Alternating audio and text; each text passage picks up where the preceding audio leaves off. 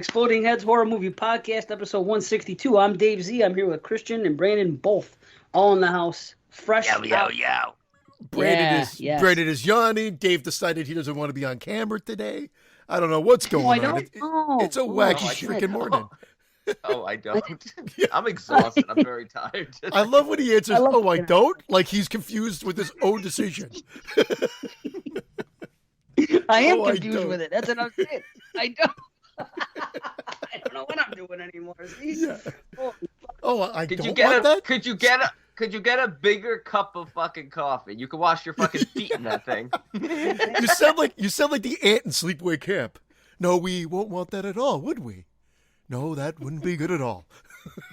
I'm gonna call you Aunt Dave. What about Aunt Judy? Don't forget about her. Oh, yeah. I knew the minute he said Aunt Dave, Aunt Judy's coming. Has anybody rewatched that Saw movie by chance? Saw movie? Have either of you two watched that? Well, what the fuck is it? Spiral? Yeah, Aunt Judy. Has anybody rewatched it since we've had that since we watched it for the show? No, because it was a two and one. I got a lot more 2021s to get to, so I'll see it again, but I haven't watched it since. Yeah, I keep adding 2021s. How come I keep finding shit? This is the time. This is the fourth quarter. It always happens this time of year. Yeah, but I've watched so many already. I want to be done, but I keep finding movies. I'm like, this sounds good. Did you guys watch The Deep House? I watched it. It's a short movie. It's on my list. I still haven't gotten to it yet. I still have probably like 25 films left. I won't say anything. I watched it last night, and there are things to like about it, but that's I won't get too deep. House. I watched The Night House the other day, finally. I heard that's great. I haven't watched that yet. I'm looking forward to seeing that. Yeah, that's definitely check that out. That's definitely worth checking out. But a lot of houses this year. And I think the Deep House is definitely worth checking out, no question. It's just, it's not. It's kind of generic. Halloween Kills. I'll just leave it. Not Halloween Kills. Oh. I saw The Deep House 2 weeks ago. 2 weeks ago, before I even knew that it was brand new. Because I don't know when these movies are coming out. I just have a method, and part of it is I see the titles, I do the research. I don't know when they come out. So a movie could come out yesterday, or it could have come out 3 months ago, and I have no knowledge of it until like all of a sudden I see like a bunch of people talking about like, oh, this must be brand new. So I saw The Deep House just thinking that it's been out for fucking months, but apparently it's kind of newer. So, but I don't know. I just without giving Brandon the Rocky IV, we're not going to talk about it and spoil it for you. Talk about the whole movie. But did you? Nah. Dave. I just want to find out. Did you think it was generic, or did you think it was great? I mean, I obviously there's more ground in between, but I just found if that didn't take place in the water, nobody it wouldn't even be. That's the only edge it gets. Well, if Jaws didn't take place in the water, what would that be? It would just be a fucking monster on. No, but this is the only. I think the only positive is the fact that it takes place in the water, and we haven't seen that yet. But if it was just two people going and continuing what they were doing at the beginning, it was on land. I think it would just be ho hum, totally generic. If it was just on land, sure, but this is a different kind of movie, so I guess I've answered your question. I don't think it's generic because it's underwater, so you have the dual threat of running out of air. Well, yeah, I knew you'd love that. I knew you'd love that aspect. Yeah. It's like 47 meters down. What separates that movie from another shark movie is that the threat of running out of air is just as prevalent, if not more, than the danger of the beast. So that's what I like, and we've never seen a movie with. But that's what I'm saying. It's original because when your wildest dreams, maybe you read the synopsis, but I did not, of course. I watched this movie. I have no idea what it's going to be about, and neither do I. Like, are we really doing this? I'm like, wow, there's really a haunting on something underwater? This is freaking wild. That concept took me. I was like, wow. As with all of their films, there is good in here, no question. I do not hate the movie. I liked it. Just like, because this is the Inside Group, and I always find that they have a nice visual flair, and I'm typically along for the rides, and it's a quick movie, quick in out. And they did Candisha this year also. Yeah, they did. And again, good, but kind of generic as well. But the deaths in that one, I think, elevate that because I mean they didn't shy away from just showing some really creative deaths. It's been a good year. It's been a good year. I haven't really talked about it much on the show, but I would have defended this year from very early on, just given how many films I watched. But now that we're coming to the end, I'm just as happy with this year as last year. I'm actually surprised because we really early on we were getting a lot of films that it felt like, okay, this is going to be the year of dumping off all these super low budget sort of pandemic films. But I'm very happy right now. If I stopped right today, I think I'd have a really solid list. You know what? I'll meet you on the fact that it's like last year was. Yeah. But again, last year, 2020 was not the same as 14 to 19, in my opinion. It's been a little bit of, again, I don't think there's anything wrong with that because nothing lasts forever, especially with the pandemic now. We don't know what's happening with movies being made and everything else, but I mean, and that's not an excuse, but it doesn't last forever. I've said it here before. The 80s run was short. You had like 5-6 really great years, and then it started tailing, whatever the word is, falling off towards the end there. And it's the same thing with the 70s. In my opinion, the 70s hit their stride in the middle of the way, and they had like a 74 to 79 was when it was hot. So, I mean, it's to be expected. Just because we're monitoring it more closer now than we ever have before, it doesn't mean that we have to knock on it. I mean, I'm not... You know what I'm saying? Like, I don't think 20 and 21 hours ago, what was that, found footage? I thought he was in the deep house for a second. Doing? Yeah. That was crazy. The camera keeps cutting out. That looked like the deep house. It looked like you were underwater. It was the weirdest friggin' thing just now. Wow. Because I was standing up, my shirt's kind of blue. I don't know, man. It was crazy. But you get what I'm saying? Like, I'm not mad. Yeah. I just expect. No, I hear exactly what you're saying. I always find that when come October, November, I'm always like, yeah, this year's pretty good. When I start looking at my list, I'm actually, pretty happy with the movies I've seen. I still don't know what my overall ranking is going to be. I've got a general idea, but I was happy with it. It's not like there's nothing earth shattering, but I'm that's happy just with it. Here. That's something.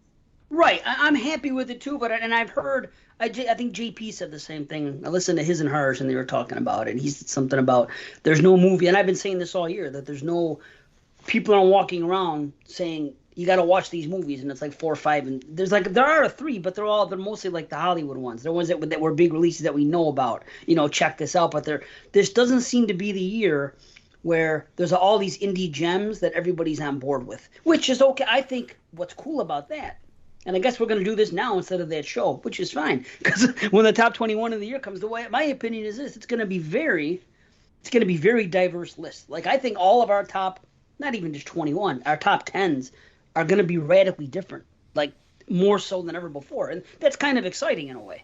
I'm interested on that because I kind of feel like you just said this is sort of the year of Hollywood, of the bigger budget films. Sure, because we waited for so long for them. Yeah, but I'm surprised because I don't feel like, even though I've watched an insane amount of films, that my list is going to be like, it's like, oh, this fucking guy, he's got 21 films nobody's ever heard of on there. I honestly feel like I'm going to have films that even you guys will probably have seen all of them. I mean, I'm not keeping them hidden by any means.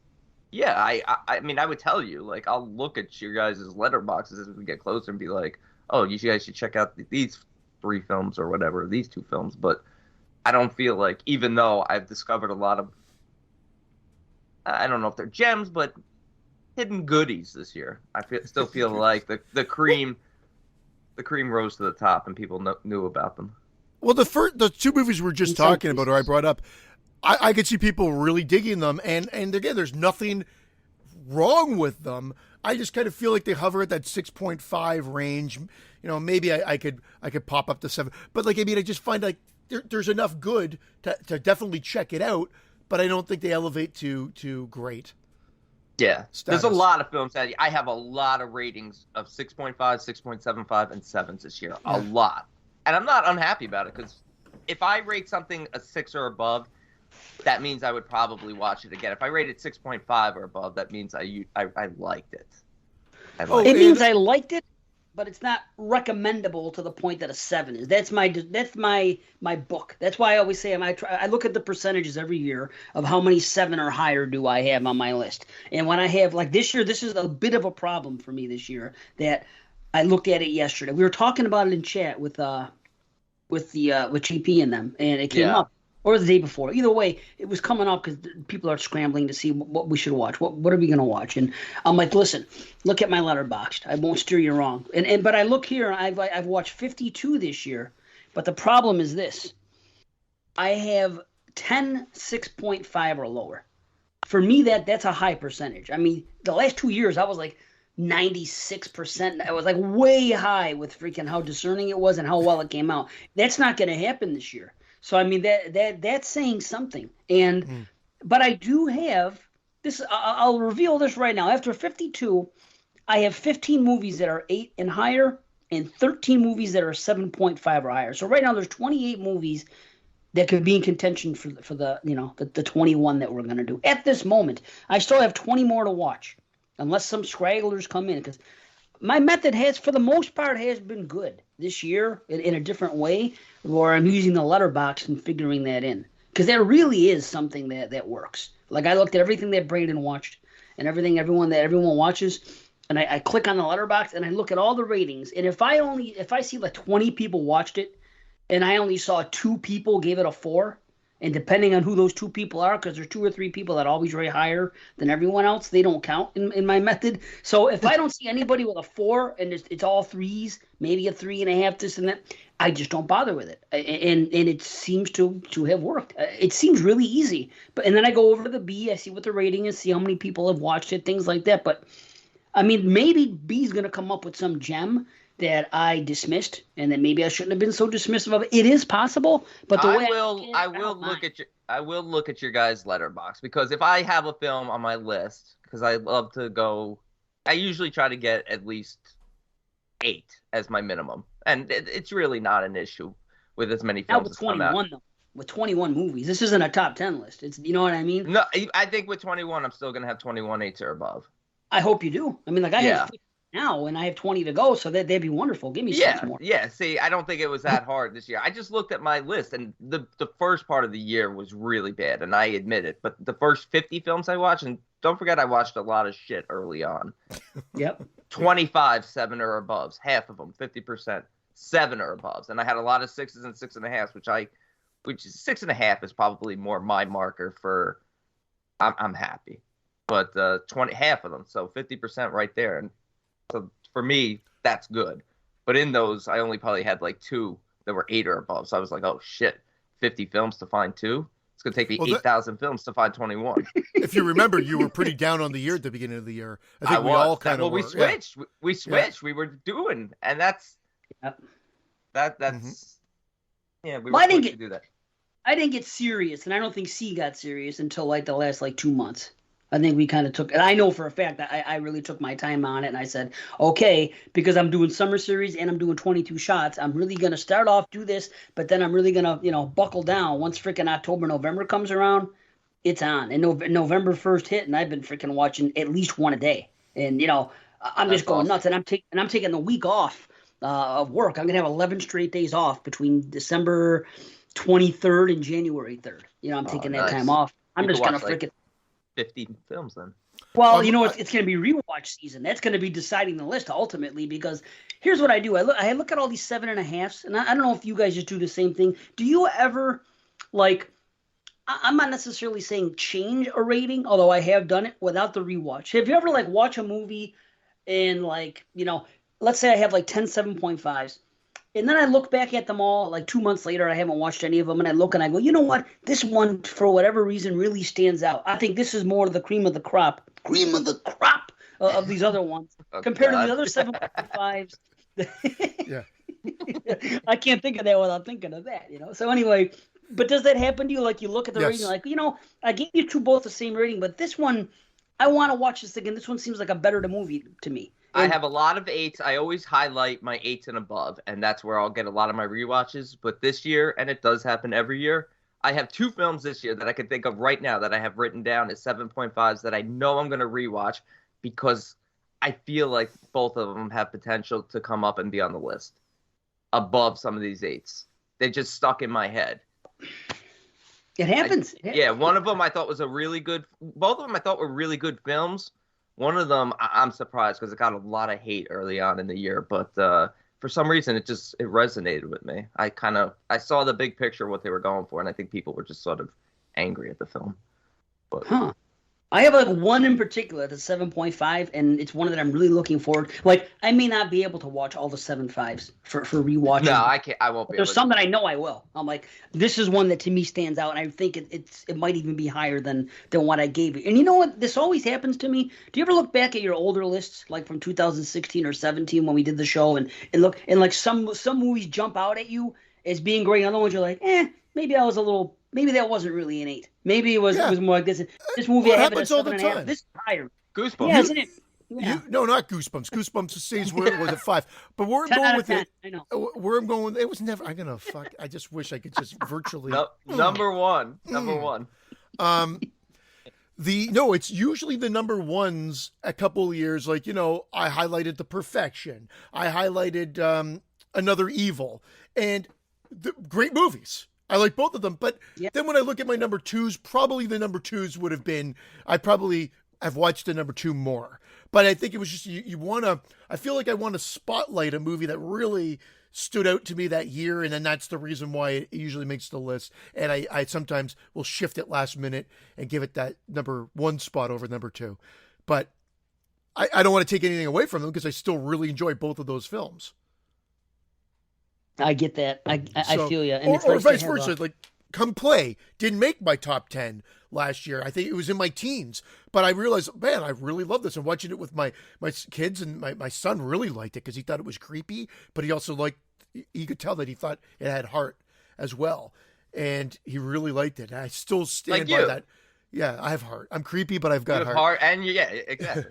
But that still, that one image of the mom when her face... Come Play smiles and you haven't seen it? Well, there, I just spoiled the best part of the movie. No, not the best it's part. Okay. I'll be looking. But it's such a great moment in the movie. It does. It's got heart, and the ending, like the end scene, is very very touching. It's really well done. People talk about a tear coming to their eye during the. You said Rocky IV brought a tear to your eye during the Apollo Creed. That scene brought a tear to my eye. In Come Play. I don't want to turn to Angry B right now. I don't want to turn to Angry Jaded B right now. But no, I like you better this way. I didn't watch Rocky. I am going to watch it. I'm happy. But if I see one more person, and these are all friends of mine or people I know and like, or people I don't really know but I still like, if I see one more person post that they shed a tear during Ghostbusters Afterlife, I'm gonna fucking. That's the new one. I'm gonna. I had no idea. Yeah, I'm offline. I didn't know anybody cared. This shouldn't anger me. This should be like everyone's like, oh man, it hit me in the feels, and I just want I don't know why. Like I saw that. Yes, I saw it like 4 people in like the course of a few hours, and I'm just like, I want to hurt someone, mainly myself. I want to Gordon myself. I don't know why. I mean, people just Ghostbusters 2016 just has that effect on some people. That's actually my favorite one. We should do the Ghostbusters. That's what we should do next year for Summer Sausage. I got a voicemail about Summer Sausage. I'll have to play in a bit. You're right. Yeah, but could you imagine Ghostbusters? No, I don't even like 2 all that much. For me, Ghostbusters. I like 2. Two's good. Yeah, the original is a classic. A letdown to me. I can't believe the people that are. When I watched Ghostbusters 2, which by the way was the first time last year, beginning to end. I never watched it. Even as a kid, I was so in love with Ghostbusters. I even had, there's a T-shirt of me, there's a picture of me at a birthday, and I had the Ghostbusters shirt on and a Ghostbusters cake, a photograph. I was deep into the fucking Ghostbusters. Oh boy. Balls deep. Yeah. Balls deep in Egon. Venkman. Yes. Venkman. I was way into Ghostbusters. I'm telling you. He's slimed, man. But... Oh, brilliant. Oh, shit. But when 2 came out, for some reason, I saw the trailer when I was a kid, and I said, you know what, something just seems a little off about it. I never got excited about it. And then I didn't go to the theater. When it came to HBO, I saw it in bits and pieces. It never took me in. Finally, last year, I said, probably was January or whatever, I said, I'm going to watch this movie. And I watched it, and I was like, you know, there's no way this could have been written by the same people that wrote Ghost, the original. And I looked at the credits, and it was, and I was like, I'm really shocked. I'm not saying it was poor. It was just like, if the first one's a 10, the second one's like a 6.5 to me. That's just the way. It's just like, that's not far off from where I'd give it. No, I think I'd be like, I'd be 10 and 7. Yeah. But I don't think it's, I still think it was late. It had good moments to it, but overall it just doesn't have the lines that the first one has that you could just repeat. It doesn't have the flow. I mean, the first one is a classic film. Like, I mean, it just stands out there. There's those movies that just elevate themselves from the 80s, and Ghostbusters is one of them. The Goonies, another one. Rocky IV, like, I'm not joking. And there's, of course, a ton of others that, like, I mean, Ghostbusters is the only one that I guess plays in the horror realm a bit, but ultimately, from mainstream status, those are the ones that stood out to me. Yeah, I'm with you. And Ghostbusters, new one, I didn't know it was out yet. What was the other one? Back to the Future is another great one. One of my favorite horror films. Back to the Future. Who are you, Watson? I'm just kidding, Watson. I remember. Speaking of Watson, I heard your new show. It's good. I mean, I made a joke about, can't wait to not listen to this again. But ultimately, and I laughed at my own joke as usual. But ultimately, it was a great show. It was great to hear you guys again. I love the production on that damn show. It's phenomenal. You did a good job. And there was a part B that they talk about us. And Dave, you had it bang on, man. Dave was right. Thank you. They talked about who would be if you had. I don't know who asked the question, but it was if you had to have one of the Exploding Head guys come on and be a third host, who would it be? And Watson chose me, and Dave chose you, Brandon. But the reason, he says he doesn't want you to get butt hurt. It was just that he thought you hate podcasting, or you sound like you hate podcasting, that you wouldn't want to do it. So he wouldn't want to put you in that position of not wanting to do it. That was his reasoning for it. But Dave said, no. I think Christian hates the idea of podcasting more, and Brandon would actually embrace it. And I said, and everything you said, D, it's like you know me too well. It's almost scary. You know me better than I know myself. I think Christian and I both hate podcasting. I know your personalities well. I think we both hate podcasting. I think I'm just a little bit more vocal about it. But see, I think the opposite. Here's B. Let me interrupt. Let me tell you this first. Right, the reason I would choose you, the reason I would choose C, is because it's like a Valentine. Here's why. No, because B is like me. He has that type of heart where even if he's miserable, he's still going to go out and do it, and he's going to suffer himself, but not let everybody else know he's suffering because he wants to do what's right for people. Where C is the type of guy. There you go. Well, C is the type of guy that is going to tell you if he's disgruntled and say, "Listen, guys, I don't really like doing this anymore." So I didn't want to put B through that because I think B would do the show, but in his heart of hearts, he wouldn't be happy about it. Where C would do the show, and if he didn't like it, he would say it, and then that'd be the end of him, and then he could walk. So I did it to spare you because you're like me. You have a heart like I do, B. I know you do. You're going to do that, and you're not going to want anybody else to feel uncomfortable. I'm the fucking Tin Man. Not like the you're good. I wish I was the Tin Man. I wish I was. Believe me. It's a better way to go. Nobody wants to be the Tin Man. He wishes he was the Tin Man. Yeah, it's a better way to go through life. You have less things. Well, he is an asshole. TikTok over here. Yeah, well, no, TikTok. He's great. Yeah, TikTok's awesome. He's TikTok. He's great. The freaking way he moves and shit. Oh yeah. And I'm a wheeler. Wheelies. Oh, they're scary. Those wheelers. Yeah. Wheelers. Yeah, we used to play them. I told you we used to play them as kids. My brother and I. We'd put socks on our hands and feet. And we'd just slide across the floor. That was like our movie as kids. It was terrifying. Yeah. Absolutely the stuff of nightmares. Probably even today. It's been a long time since I watched it, but man, I love that film. Stuff. What about the chicken? Remember that guy? Was that Bedelia? No. Yeah, that was the name of the chicken. Was Vanilla? No, hold on. It was something with a B. You're right. It was just in my head a second ago. Vanilla? I'm sorry, Bellina. what movie are you talking about? Return to Oz. Return to Oz. Oh, Return to Oz. TikTok was It's basically. I think I watched that once. Jack Pumpkinhead. Oh, dude, it's quality shit. Dude. It really is. That is a fucking gem. Although it seems to have come around where people have embraced it more. I loved it as a kid. I watched that more than Wizard of Oz as a kid. Overlooked as hell. Yeah. Dude, even as a kid, I was close to the same age. But I loved Fairuza fucking back then even. Yeah. And I was like, she was great. And what was the queen's name? Mowbray? I think so. Something like that. And she changed her heads. It was terrifying. Dude, yeah. See, check it out. Watch it with your kids. They might like it. It's pretty. It's an odd duck. Of course it is. But I mean, it's very odd. I remember actually not liking it as a kid, and I liked anything I saw, for the most part. I remember not liking that movie.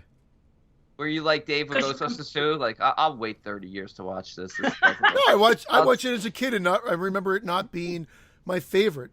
Kind of like Labyrinth. I like Jennifer Connelly, David Bowie, and it was good. I was just kind of like, I saw it in the theater, and I remember going, it's all right. Willow was another one. Everybody was blowing Willow because I think George Lucas produced it or whatever. And then that came out. It's really hard to blow Willow. You got to lay on your stomach. Too soon. Not again with the too soons. Too soon. All episode, last episode. My dad got a good laugh at it because I told him, I'm like, I told him after we recorded this week, I'm like, every time I cracked a joke, I said too soon. And Christian was so pissed by the end of the show. I'm sure your dad gets joy out of that prick. I'm just kidding. I love you. Prick. Oh, it's good. How's your dad doing, Dave, by the way? Is he good now? Yeah, he's fine. Maybe he'll call. Yeah, he's fine. I mean, what happened was he wouldn't do anything. He would not go to the hospital. He would not get his vitals checked. He wouldn't do anything. Well, eventually, my nephew, who is a physician of sorts, went over there. He's a vet, isn't he? I don't know what. No, he's not. I forgot what he is, though. No, he's not a vet. A nurse. But he went there and he checked his vitals. No, he's a doctor. I don't know what the fuck he is. Either way. He's a dentist. Yeah, no, not a dentist either. Chiropractor? Like one of those lower rung doctors?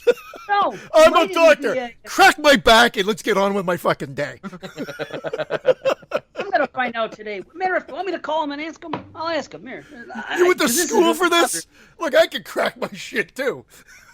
I'm going to call him. There. Put old Pops on the phone. I saved $200,000 and 7 years of my life. You fucking non-doctor, you. Sorry. Let's check on Pops. That's my bid on chiropractors. I don't know where that came from. Evidently, I don't like chiropractors. He's not answering. Well, he could be out and about. He could be out and about, most likely. Son, I happened to faint between the TV and the chair again. Hello. Hey, what are you doing? No, just getting ready. Getting ready? I thought you might have been out. You usually answer the phone within a ring. Were you sleeping? I was in the bathroom and the phone was by the television. Oh, I'm sorry. Okay. Everything okay? You feeling good? I feel okay. You know, a little tired, but I'll be all right. Okay, listen. Let me ask you this. Anthony, what kind of a doctor is he? He's an anesthesiologist. Okay. I knew it wasn't like I know it wasn't a physician of sorts. I knew that it was something out of the ordinary, but that's good. He's a doctor. They call him doctor. I realized that. I knew this. I just knew that he wasn't like a regular, physician that you go into his office. Right. Right. That's a great gig. I know that much. I want Frankie to do that maybe, but whatever. That'd be great. Mm-hmm. Ask him if he recommends that Mike get the booster shot. My hands for 1 second, okay? Yeah, wash your hands. Okay. What'd you say? Ask him if Mike should get the booster shot. If he recommends that Mike get the booster shot. That's all right. I'm afraid of these bed bugs. I don't know what? if you noticed. I thought the bed bugs was over with. I thought they the shot took care of it. They bombed your house. What, you think the bed bugs got you and that's why you collapsed? He kept two as pets. They gotta come back again? They're little small cages. What I do is, if I go out now, I gotta put all my clothes in the dryer. Oh. Because if there's any bed bugs, they stay. he kills him. I don't know if I should comment. I don't want to get you guys in trouble. You know what it entails to get rid of fucking bed bugs? It's quite a thing. I know. I didn't know that it came back. You didn't tell me this. Did he have to shave himself down? Come back, but I've heard that's one of the ways. It's a long process. They didn't kill him, you know. Sure I'm is, sir. afraid to come over there. If I ever, who knows if they're on my clothes or anything or something like that. That's what they say.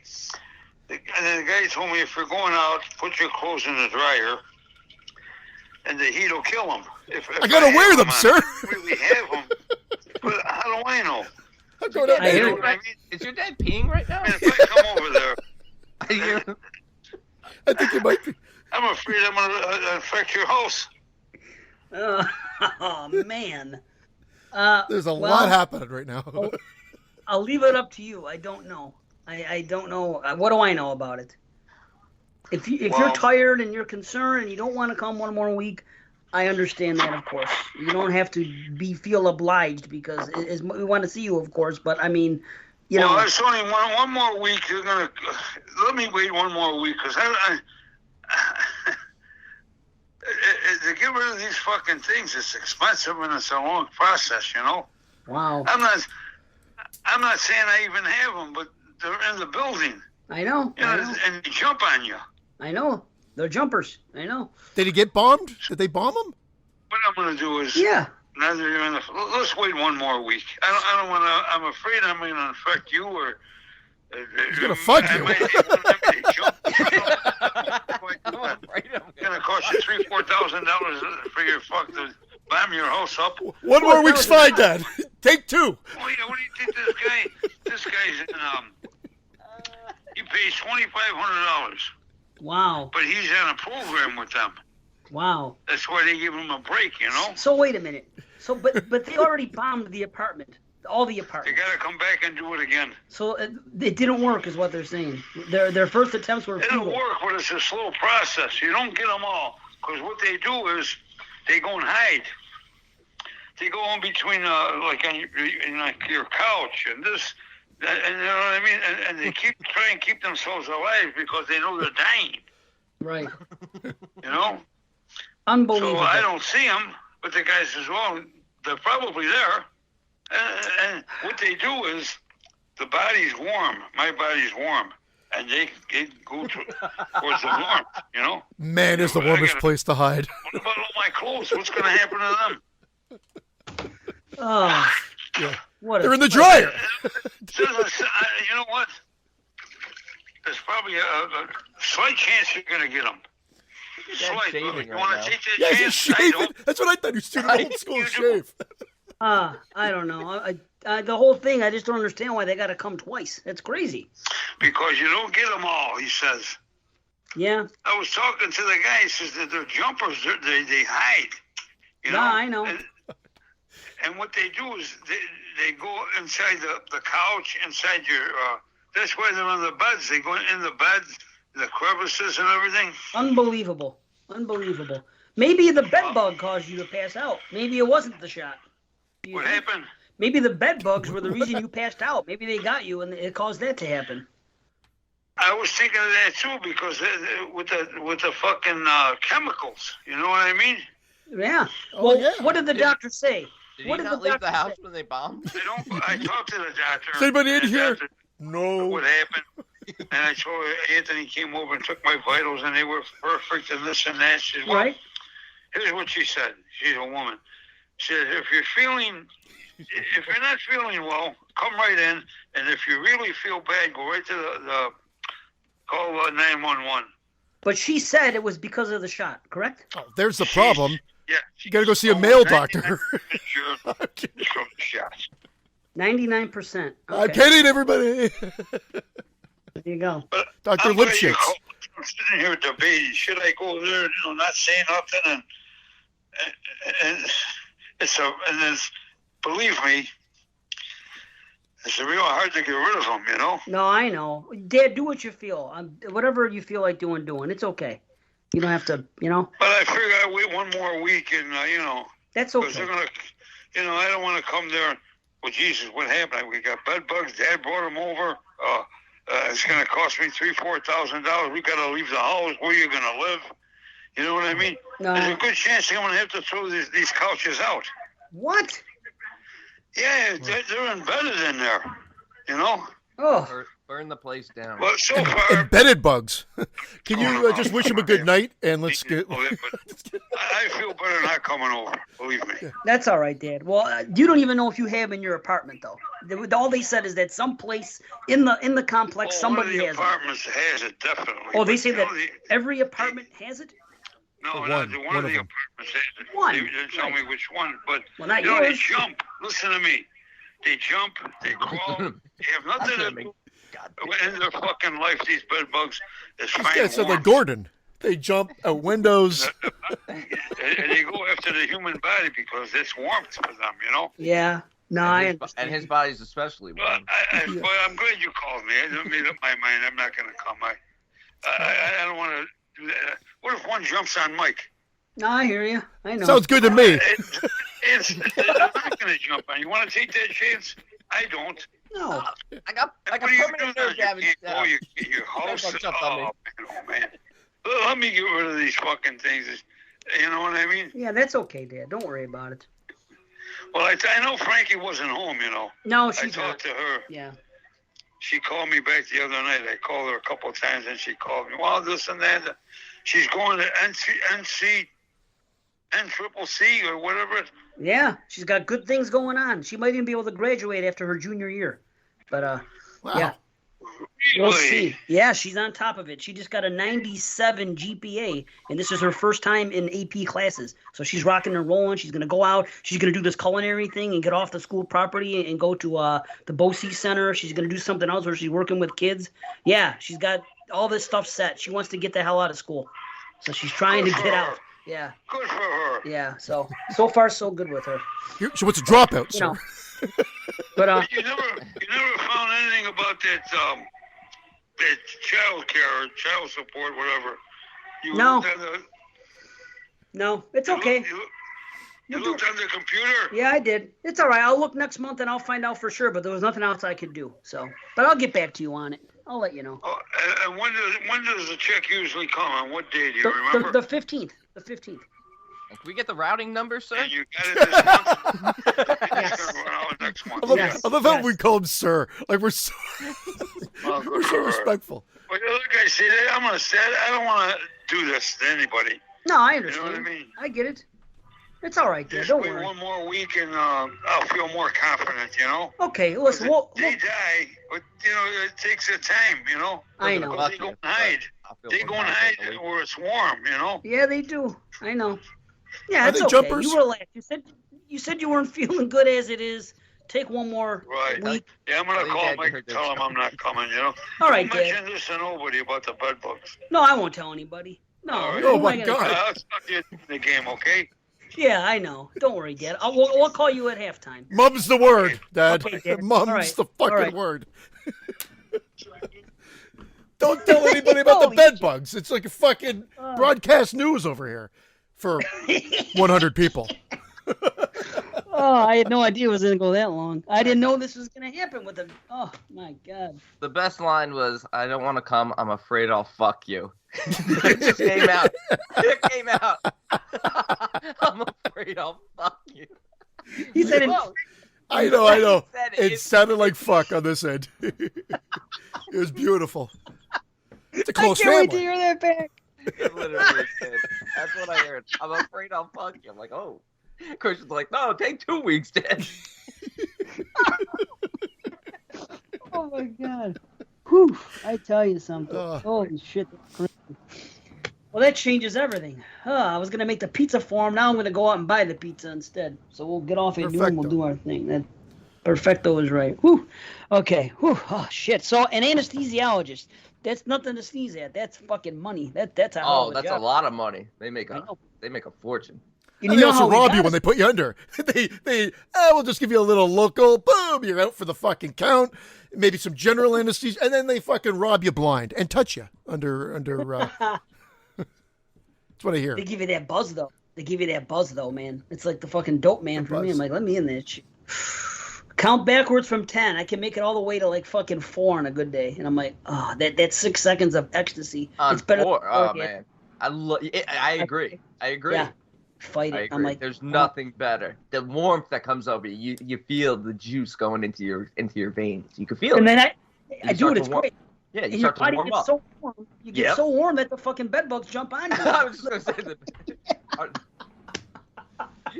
I think you have to work it into the next conversation you have with your dad. Every 1 minute, you have to say, "I hear they're jumpers." You gotta work.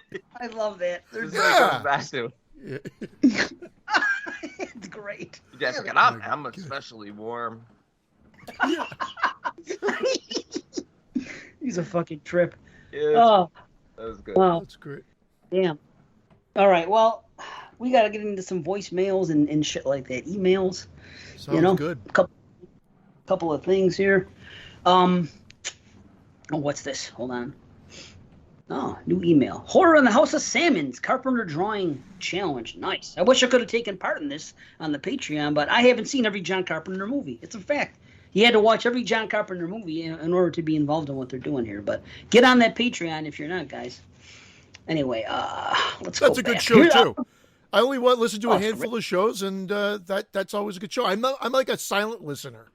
You know, they got their fans that comment on their page constantly and everything else. I just listen and enjoy the show. He's embarrassed to post that he listens to the show. No, that's I just great, don't. Man. I don't do a lot of. You know me. My posts are pretty stupid and few and far between. I typically post when we do a new show. Yeah, that's and even right. That somehow comes off stupid. I'll tell you, I try, Brandon. I try. I only listen to like so few shows now. Like podcast, I went from listening to 20, 30 horror podcasts to like, let me see, what do I listen to? I listen to anything Alex does, anything Jamie does, anything JP does. Now anything Carly does because she was doing that. Yeah. I listen to Scott and Heather. I listen to Watson. I listen to some Duncan, depending on what he does. He puts out so much. I listen to some of the horror cast stuff, the Buzzkill podcast, Slumber Party Massacre. That's probably it. That's probably where I'm at right now. Speaking of Buzzkill, is this list almost over? That's about it. That's about it. I listen to Kate. Poor Dave. No. Dave. You know what? That's the other thing I noticed on Watson. Anything you say, Watson is respectful. He gets back to, oh, really, Dave? Yeah, that's good. That's good. Here we're like, what the fuck you talking about?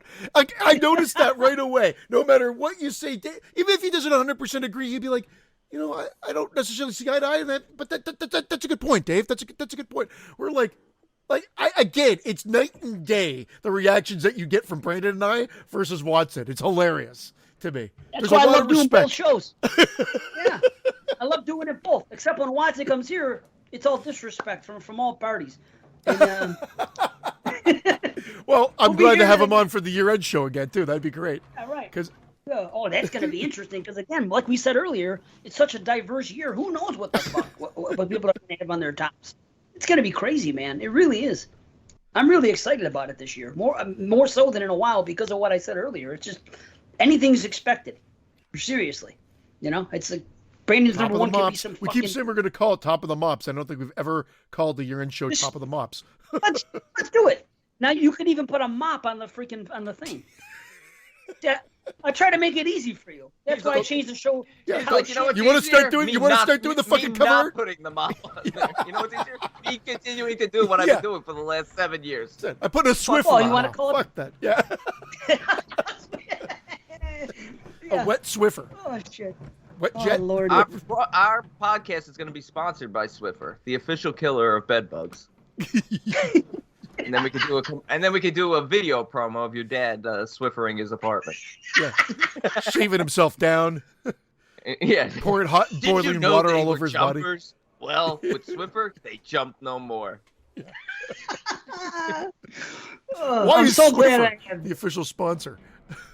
I don't know. You brought it up, and why not? I wish they were. Man, let's get them on the line. You know what I mean?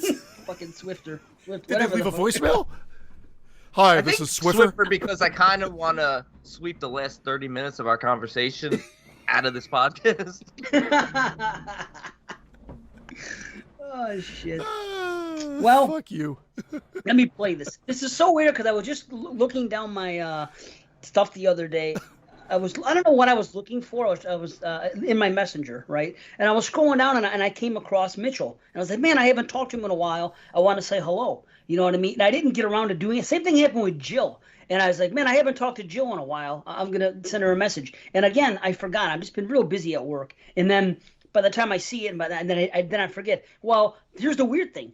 Like a day later, after I saw that thing with Jill, she rejoined the Patreon. She took some time off, but she rejoined. And I was gonna message her then and say, "You must have got my vibe. You must have fucking caught my waves." Felt my because vibe. I was like freaking just thinking about talking to you yesterday, and you rejoined today. And then Mitchell, mind getting your vibe out of my hip? And then Mitchell, the same thing happened, and then he left this message. So here we go. Check it. I'm checking it. I'm trying. I keep pressing the play, nothing happens. Play. There it is. Hold on. Hello. Hey, Mr. Z, Christian, Brandon. It's your old friend Mitchell. It's been a while. Haven't really been on Facebook. Just been busy with the new job. But I've actually have caught up to the latest episodes. You guys are killing it as usual. You guys were kind of throwing out ideas for your summer sausage series. I was thinking, since, Dave's not big on creature features, maybe you guys do creature features for summer sausage this year, just because most creature features take place during the summertime or have that summertime feeling. And, I mean, there's some good ones you guys haven't gone over. There's, like, Placid. There's a ton of shark movies. You don't have to do the Super Sharknadoes, but, I mean, Shark Night 3D, horrible title, was not that bad. David Z said he was going to watch Ticks. You can throw that one in there. I love watching Ticks. You mentioned that one. That'd be a great creature feature. I mean, there's a ton. I just think it would be good. Brandon, super stoked on Rogue. That'd be a great one to throw in there. Yes. Primeval's not a bad one about a crocodile. I'm just saying. But I just wanted to show you guys some love on the voicemail. This is actually my second attempt. I called one, dropped the phone. Have to redo it, but I got them. Guys, keep it up. Drop the I'll keep fucking ball. listening. I gotta play that one. I didn't play it, but I saw that one came in, and the second one came in, so I'm sure I have access to it. Hold on, let me see if I can find the other one he did. Well, he dropped the phone. It's great to hear from Mitchell too. Absolutely. Yeah. Hopefully everything's good, because the last message I think I got, maybe not the last one, but we were talking about the healthcare systems, and he was talking about how he had to get like snake bite venom or like anti-venom or something, like a shot for his kid, and it was a ridiculous price. I think I brought it up on the show, and I'm still like flabbergasted. I told my family this, of how much it costs. Oh, it's crazy. Did I not bring it up on the show? No, maybe I didn't remember because it was about it was when we were talking about the healthcare system and how, if something happens, we just go, we get our shit done, and it's covered by OHIP. Don't get me wrong. There are procedures that are over and above that, or if you want to go a different Bubba OHIP? Yeah, Bubba OHIP, yeah. Let me go see if I can find this message now. This guy in Canada that he works with says he's been waiting 15 months for some operation. He couldn't even they won't even let him do it. So, because he always tells him, he goes, well, the Canadian system isn't as great as you think it is. This said, I've been waiting 15 months for a surgery. I was like, you mentioned what? That. I think he did mention that. And it can happen. Yeah, it's scary. I hear you get it, but then you can't afford it, and you're fucked. I'm not saying our system's better, because that's one of the worst things about the United States. I'm not knocking Canada. I'm saying no system is perfect. I hear if you lose 2 fingers in Canada, they only let you pick which one you want to have reattached. No, we actually no, that was actually Sicko. That was like in that Michael Moore movie, and they're talking about it costs this much or that much, depending if you want the ring finger or whatever. We posted some other things, because there was that speculation of the 4K Nightmare on Elm Streets, the first 4 Nightmare on Elm Streets, but this was the actual message. June 24th. Finished the latest episode already, and as usual, you guys rocked it. You want to hear something crazy? The little crib midget got stung by a scorpion last month in the backyard. Had to call an ambulance and everything. Point is, the 2 anti-venom shots and the 4-hour hospital visit cost us $64,000. Yep. And an ambulance was another $12,000. Now, I don't know what that means, if they had to come up with that or if they meant that insurance would cover it. That part I don't know. I will tell you that would never happen here. You might have to pay $150 for an ambulance, maybe, right. But that's about it. And that is what's scary. I'd be like, what the fuck? Yes. Well, we're done. Yeah. We're toast. No, it's known here. It's known here in the States. If you could avoid taking an ambulance, don't call an ambulance. Because it's thousands and thousands of dollars. Just wow. It is a travesty. But that's how much this shit costs. It's disgusting. Okay. Yeah. And I apologize again. I'm not making this about it. Just because you Dave said, there's no this guy. And I'm not saying it's not true. There are certain procedures you might be able to get in right away. My aunt had to have her hip replaced. They said, nope, you're really bad. Let's get it done. And she was scheduled 1.5 months later. Other people may have to wait a bit longer. I don't know the severity or what this guy needs, but yes, there are cases where it's like that, and that is the way this system works. But then you're out $0, or typically $0. Right. You might have to pay X amount for depending if your insurance covers like semi-private, private. You might have to pay the difference. There are things like that, but not six like that. That I was like mind boggled. Like that's fucking crazy. Yeah. I feel like I did bring this up on the show, and we do forget things because you guys forgot that we covered the Evil Dead Trap and whatever. But it's great to hear Mitchell again too. So that's not important. If you talked about his son with a scorpion, I would remember something like that. He's in Vegas. I used to be in Nevada, so I know that could happen. It's just terrifying to me to think that would happen, and the price on top of it and everything else. And now when you said snake bite juice, I would 100% remember that, because that's a natural born killers thing. Yeah. Yeah. I even said it. Get the snake bite juice, Hey, could you unglue your fat ass from the boob tube and give me some snake bite juice? Pronto. Tells that guy. God, I love that fucking movie. And Dave Parker, I found another guy who loves it as much as I do, where I can shoot out a line and he could fucking shoot it right back to me of dialogue. There isn't a lot of people like that, but the people that are really big fans, it's fucking great, man. Yeah, every time I see you guys shooting lines at each other, I see myself shooting my way out of that conversation. that chat. Gordon myself out the fucking window. Whee! I executed the decision myself. Sorry, Dave, I talked over. Did you ready to football or grilling or bullshit like that, or an occasional line from Natural Born Killers? I'm just kidding. I love Natural Born Killers. It's just been forever since I've seen it. So I can't. Let me play his first message, and then we'll address what he said, because I haven't heard any of that. I never play anything until it's live on the show. I'm a reaction guy. That's why I don't watch trailers. It's all, you know what I mean. I'm a reaction guy. That's gonna be like that's my Dave, the reaction guy. I should just make reaction videos. My whole life should be one giant reaction video. Maybe I'll get some hits on our channel, Yeah. Hold on. Let's hear him drop the phone. If I can get it to play. Oh, here it comes. Hello. Hey, Mr. Z, Christian, Brandon. It's your old friend Mitchell. Just wanted to call and check up, see how everything's been doing. I unfortunately got a different job, so my schedule has been complete opposite. So people are yelling in the background. I'm not doing a goddamn voicemail. Right. That's probably what happened. Yeah. You know what? Doing voicemails is not as easy as you would think. I remember when I used to do the voicemails for 22 Shots, a year or two before we started doing this. I would do them at work. So I'd have the door shut so I could, leave my voice message. I had my thoughts, what I wanted to say. I had to hang up 40 fucking times. People coming in, somebody ringing the, talking to yourself the again? bell. I'm like, fuck! He's talking to himself again. I even when I go on vacation, just to record my fucking out of office message, because I start overthinking it. It should just be like, hey, I'm away until Monday. Feel free to leave a message. Take care. Talk to you soon. But done. But no, I go into all this thing and I fuck up at least 4 times in a row. We're going away. The key, the combination to the front door is, oh shit, I got to start over. I'm not supposed to give that number out. Yeah. Yeah. Sorry, we can't all be high class and leaving messages for podcasters. Hey, it's how I secured my gig on this show, and I've regretted it every day since.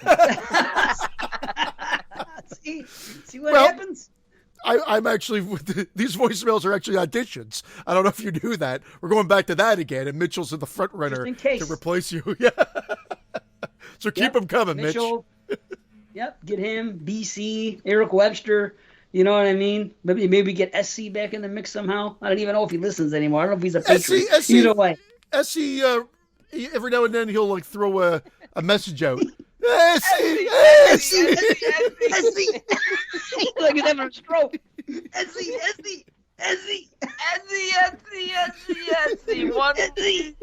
He's like he's an old Italian man. I deserve it. Serious stuff. The messenger. I look at messages. Yeah. I like Bobcat having a stroke. Oh shit!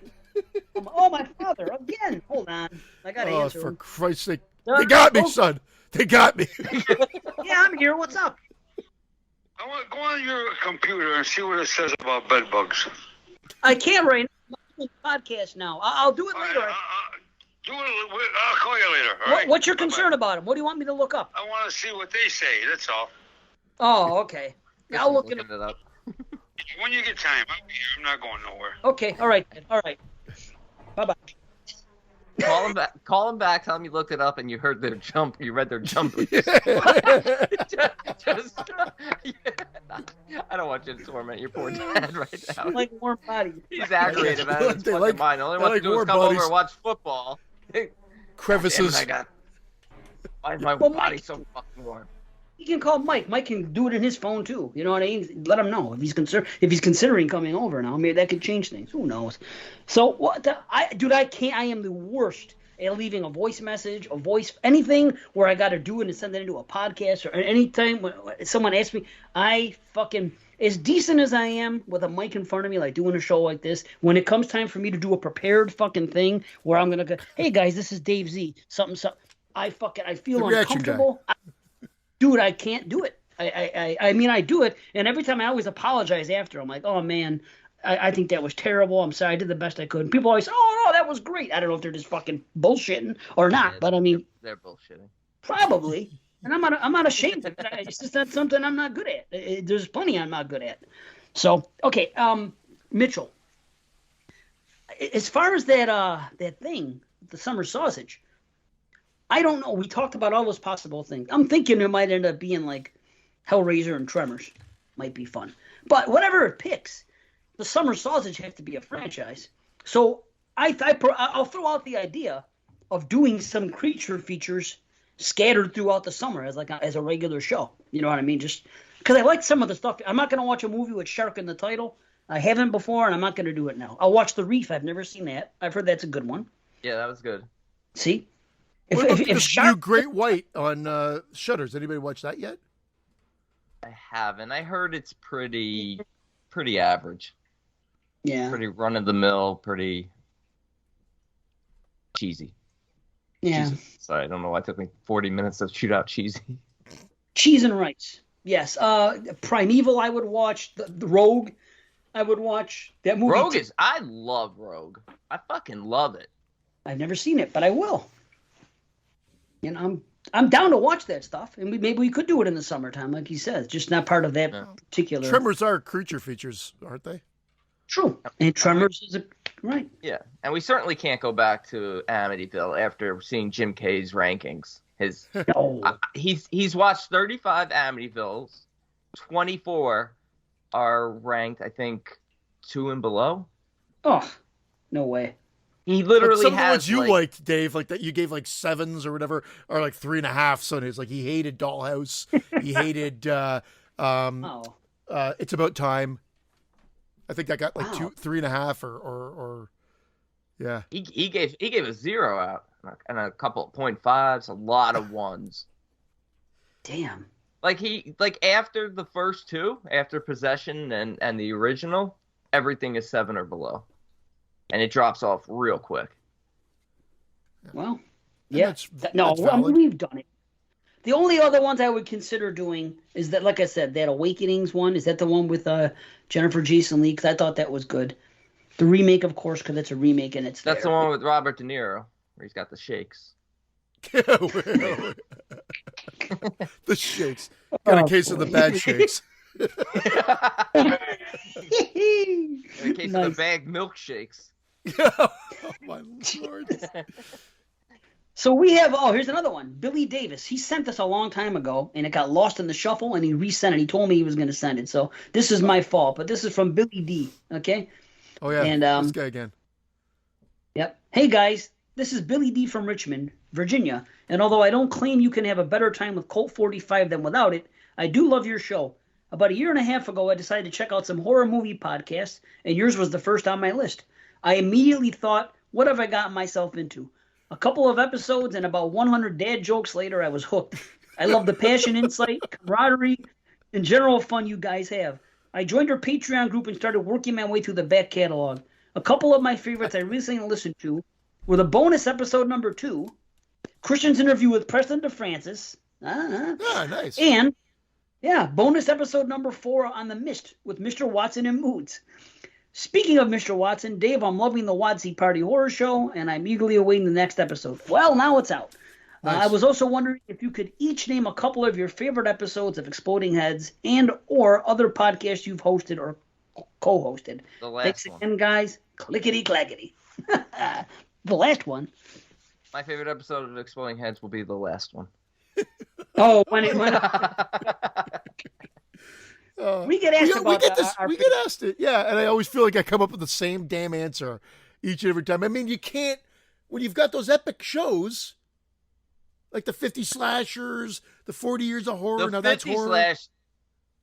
The 50 slashers was epic. But when I think of, like, reviews we did, yes, like, the franchises, I know people love them, and I don't feel like, I never had that feeling where it's like, oh, we did a bad show.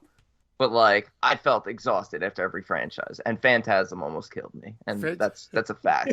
Phantasm, especially Ravager. The one that just dropped for the masses was our Anthony Hopkins retro, and Ram Man gave you a beautiful shout out. Yeah, I saw that. I gave him a heart emoji back. I love that. There you go, Ram. You got your heart emoji back from Brandon. I gave him a heart emoji too. You gave him a care emoji. I gave him the heart emoji. You guys have to, like, I didn't love the film by any means, but the movie Lamb, I have a new outlook on the Ram Man now after seeing that film. The Ram Man Lamb, huh? Okay. Maybe we should change his name to the Lamb Man. No, there's Ram Man. Are you going to tell me that it's a horror movie now, that I'm going to have to watch it?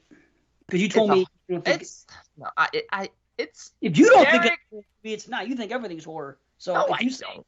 well, I like to sometimes squeak in a good film that might be fringe. I recognize that some films aren't horror. I'm excluding some films, but you've mentioned some films this year that you didn't think were horror. 2 films in particular over the last couple of weeks, and I'm like, fuck, I like both those films, and both could be potential listers. One in particular, I kind of see you saying not horror. The other one, I was like, really? That was straight up horror. But then you were like making points about the film that you didn't like, and I was like, huh, maybe that is a big issue with the film. Anyway, reviews like Southbound, reviews like Southbound, The Witch, Devil's Candy, stuff like Black Coat's Daughter. Yes. Yep.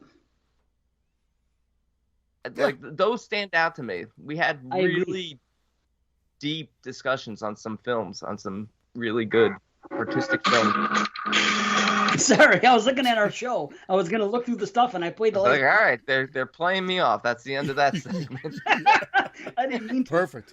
Yeah, give him that music cue so he'll stop talking. I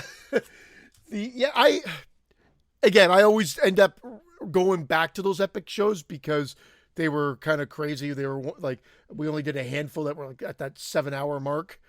But I agree. There's some, even like that Clive Barker one way back when we were so relatively respectful to one another.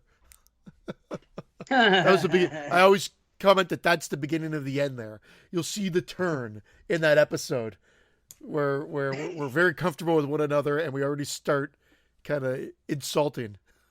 It should have turned right after episode 1 when Dave announced that episode 2 was going to be a special Christmas episode. Like the gall of these motherfuckers to have it. And then a year-end show is episode 3. Year-end show number 3. After that, it was just like these fucking pricks. Yeah. The gall of these fucking pricks. We're coming to our anniversary. How about that? I never thought about that till just. Yeah, isn't it this week? Wow. Is it really already? Wow. Well, it's how many years is this? 7 years? How many years is this? Oh, 6. Shit. 6. No, our first show it was 2015 that we started. Was our year end? Oh yeah, so I guess it's 6. Year end. Yeah. Yeah. Yeah. We started. I know we got together in like October of 2015 and started talking about. I'm jumping a year. You're right. I was thinking it's 2022. Holy shit, we're going to 2022. Not quite. 2021. So 6 years. Yeah, absolute. Yeah, we're going to season 7. We've been picked up for season 7.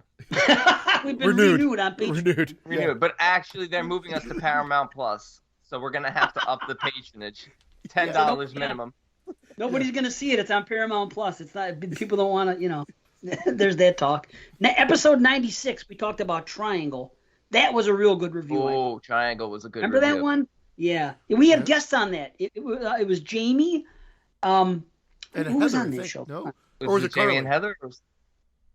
I think it was. Or was it Jamie and Lacey? Nope. No, Lacey was on the next one because we talked about. It doesn't show you. You're looking at the show right there. It's not telling you. I always put in the notes. Well, it only when you look on your phone, you only get the first. Hold on. I'll do it for you. I'll do it for me. I'm looking on my iTunes. It only shows you the first fucking couple words and then cuts off. You can't see it. There's your problem. iTunes. Oh, that show might have been. Yeah, you know what? It was Lacey and it was Jamie on that show. That was 2020. The next year they were on separate shows. That's correct. Okay, because then the next show, we did that MFA and Christine and the Slayer. That was Heather and Carly. That was Heather and Carly. Those were two real good shows. That was the only show I have ever been drunk on, or got drunk on. You had to be drunk to be around Heather. I understand. Well. You talk to her as much as I do, you take up drinking too. It's a lot of pressure. I know. The Humanoids. The Orphanage was a good review. We did that with Watson, I believe, right? Humanoids, it's funny. I've been we brought Watson on because I was supposed to do Horror Corridor for Orphanage. That was one of the shows he's played for so long, and I knew he loved that film as much as I do, and then Dave had to go and ruin it with the. Oh. It was a Patreon, but you couldn't be helped. It was a Patreon. No, not ruin it by getting the movie. Ruin it by picking some few plot holes. Oh, well. And I was like, fuck, he's right. And I'm like, shit, still a 10 out of 10. Still love it. Gotta be true. See, that's the problem with you. Still a 10 out of 10 with glaring fucking all right, 9.5. I don't think I gave it a 10. I think I might have given it a 9.5 because of those I shouldn't pick on you. It's not just you. It's a lot of reviewers.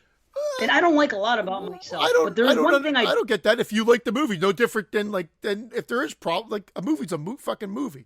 There are going to be problems. Yeah, but look at it. Yeah, but it could be a 10 out of 10 for you. Jaws, you can't. I know people say Jaws is a perfect movie. It's not. Not a perfect movie. I agree. That one part, I don't understand how it got into that thing.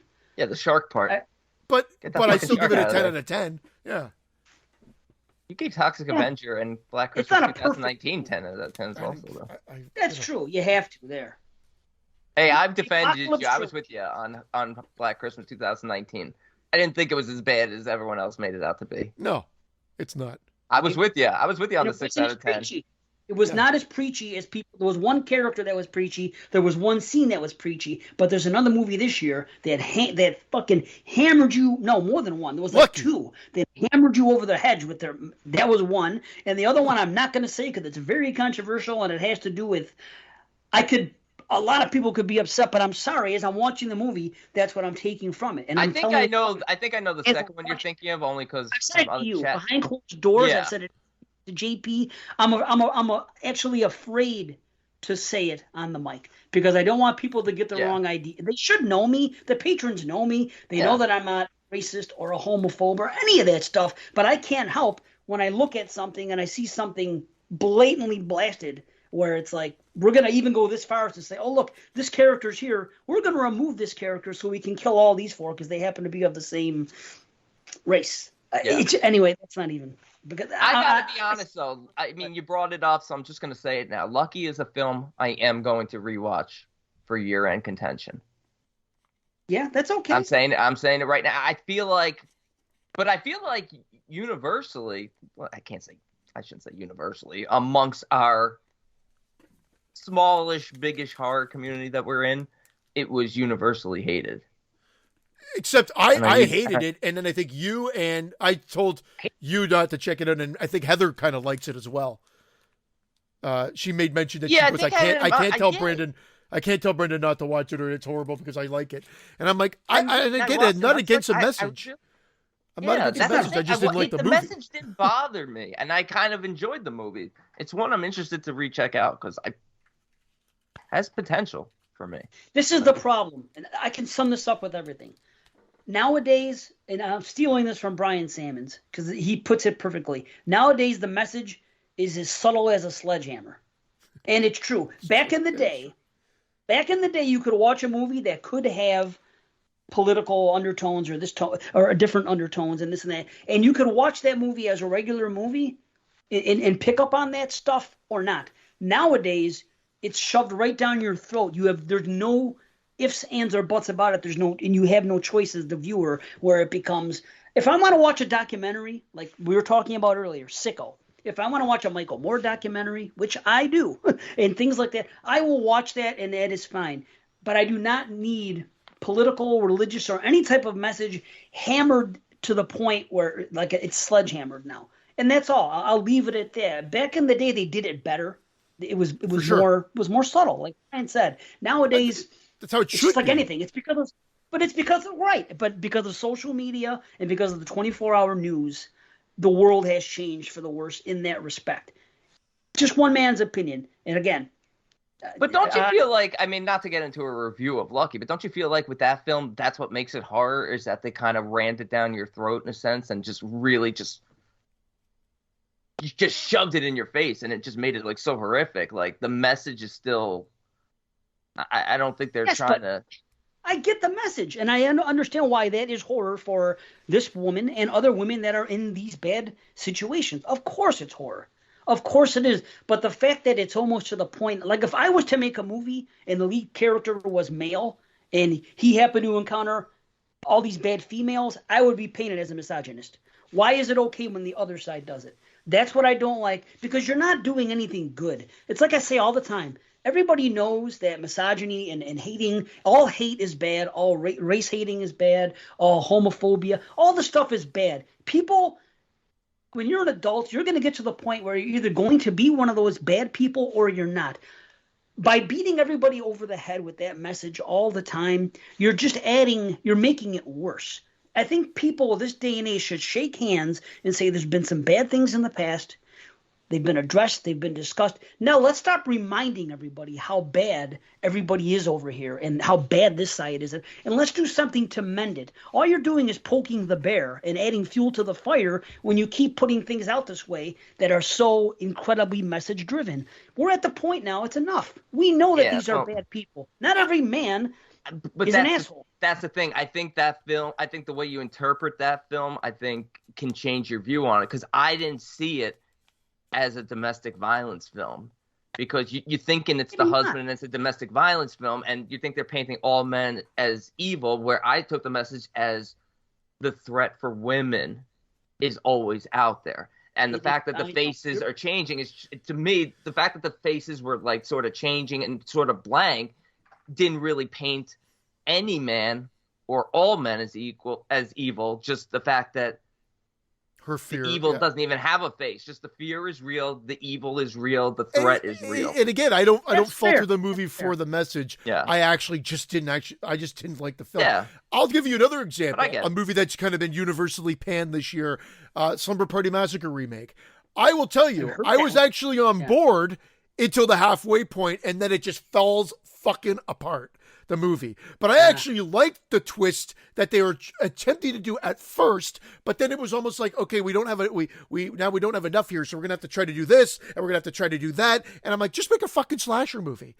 But I actually was kind of on board, and again, since you haven't seen it, Dave, I don't know if you plan on seeing it, but ultimately I won't ruin anything. But there is a twist, or I won't ruin anything for the viewers out there, that I was actually okay with when they first introduced it. I'm like, well, that's actually kind of unique. I like this, and then they fucked it. That they just shit the bed. Did anyone and it just eat fell pizza apart. off a dead body?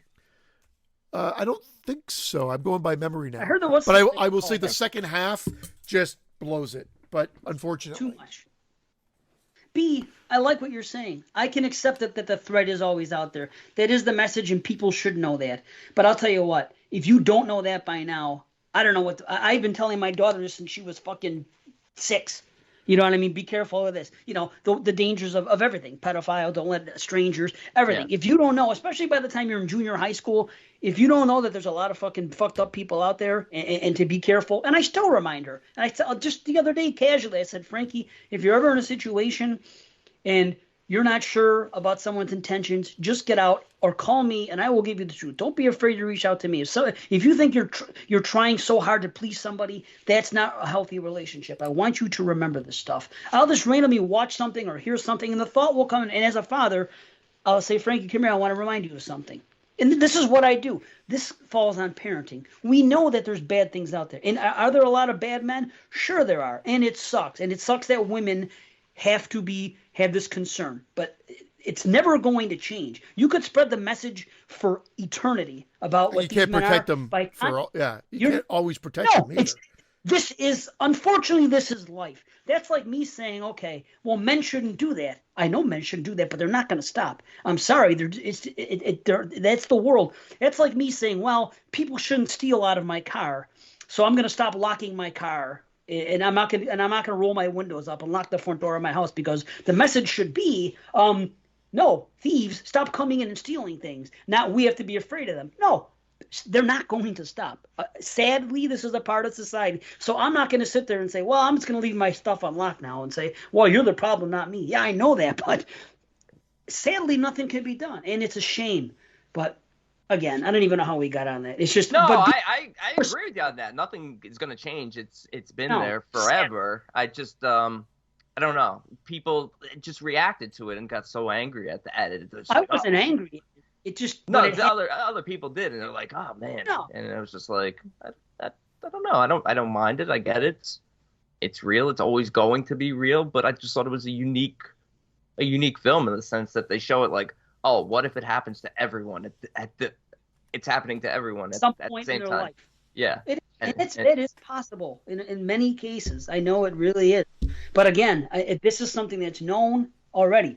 But if I was to do the same thing and say, hey, most of the women I've been with have done things to me that have made me feel weird about womankind. And this is just me shooting. I've been with women that have done way effed up things to me. And I look back at it now, I'm like, man, I shouldn't have been so tolerant. I was such a nice guy, and this and I was taken advantage of in this way. They did this. If I was to make a movie about that side of things, people would pan it, and you know it. They would say, this is a piece of misogyny, piece of shit. This guy is this. This guy is an ultra-conservative, which I am not. But this is what I'd be painted as. And that's the problem with society now, is that you can't. You're absolutely right, but I can't fault this film for people's views on how they'd react if you flipped it around. You know, I've been tossing around these thoughts in my head, too. The problem with...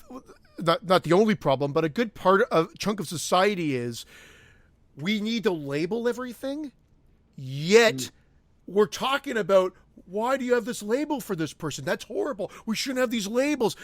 We shouldn't be doing this, yet everybody's got to fit into something. The most recent thing is this Rittenhouse guy and whatever, and what he's become the poster boy for and what's happened there. And again, I don't want to get political. You don't know who he is?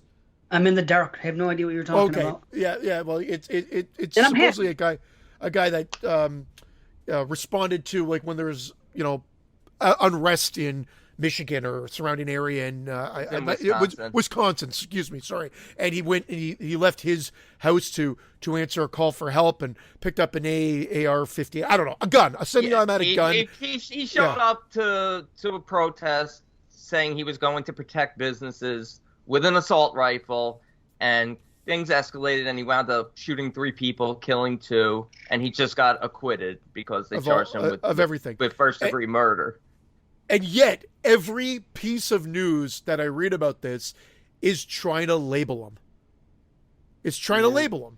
They're saying that, like the far left are using this, the far right are using that, and yet isn't the whole point of this to not have labels, to kind of erase everything and whatever? I mean, at the end of the day, I don't necessarily agree with that either, but, because I don't like cancel culture. I don't like where this is heading.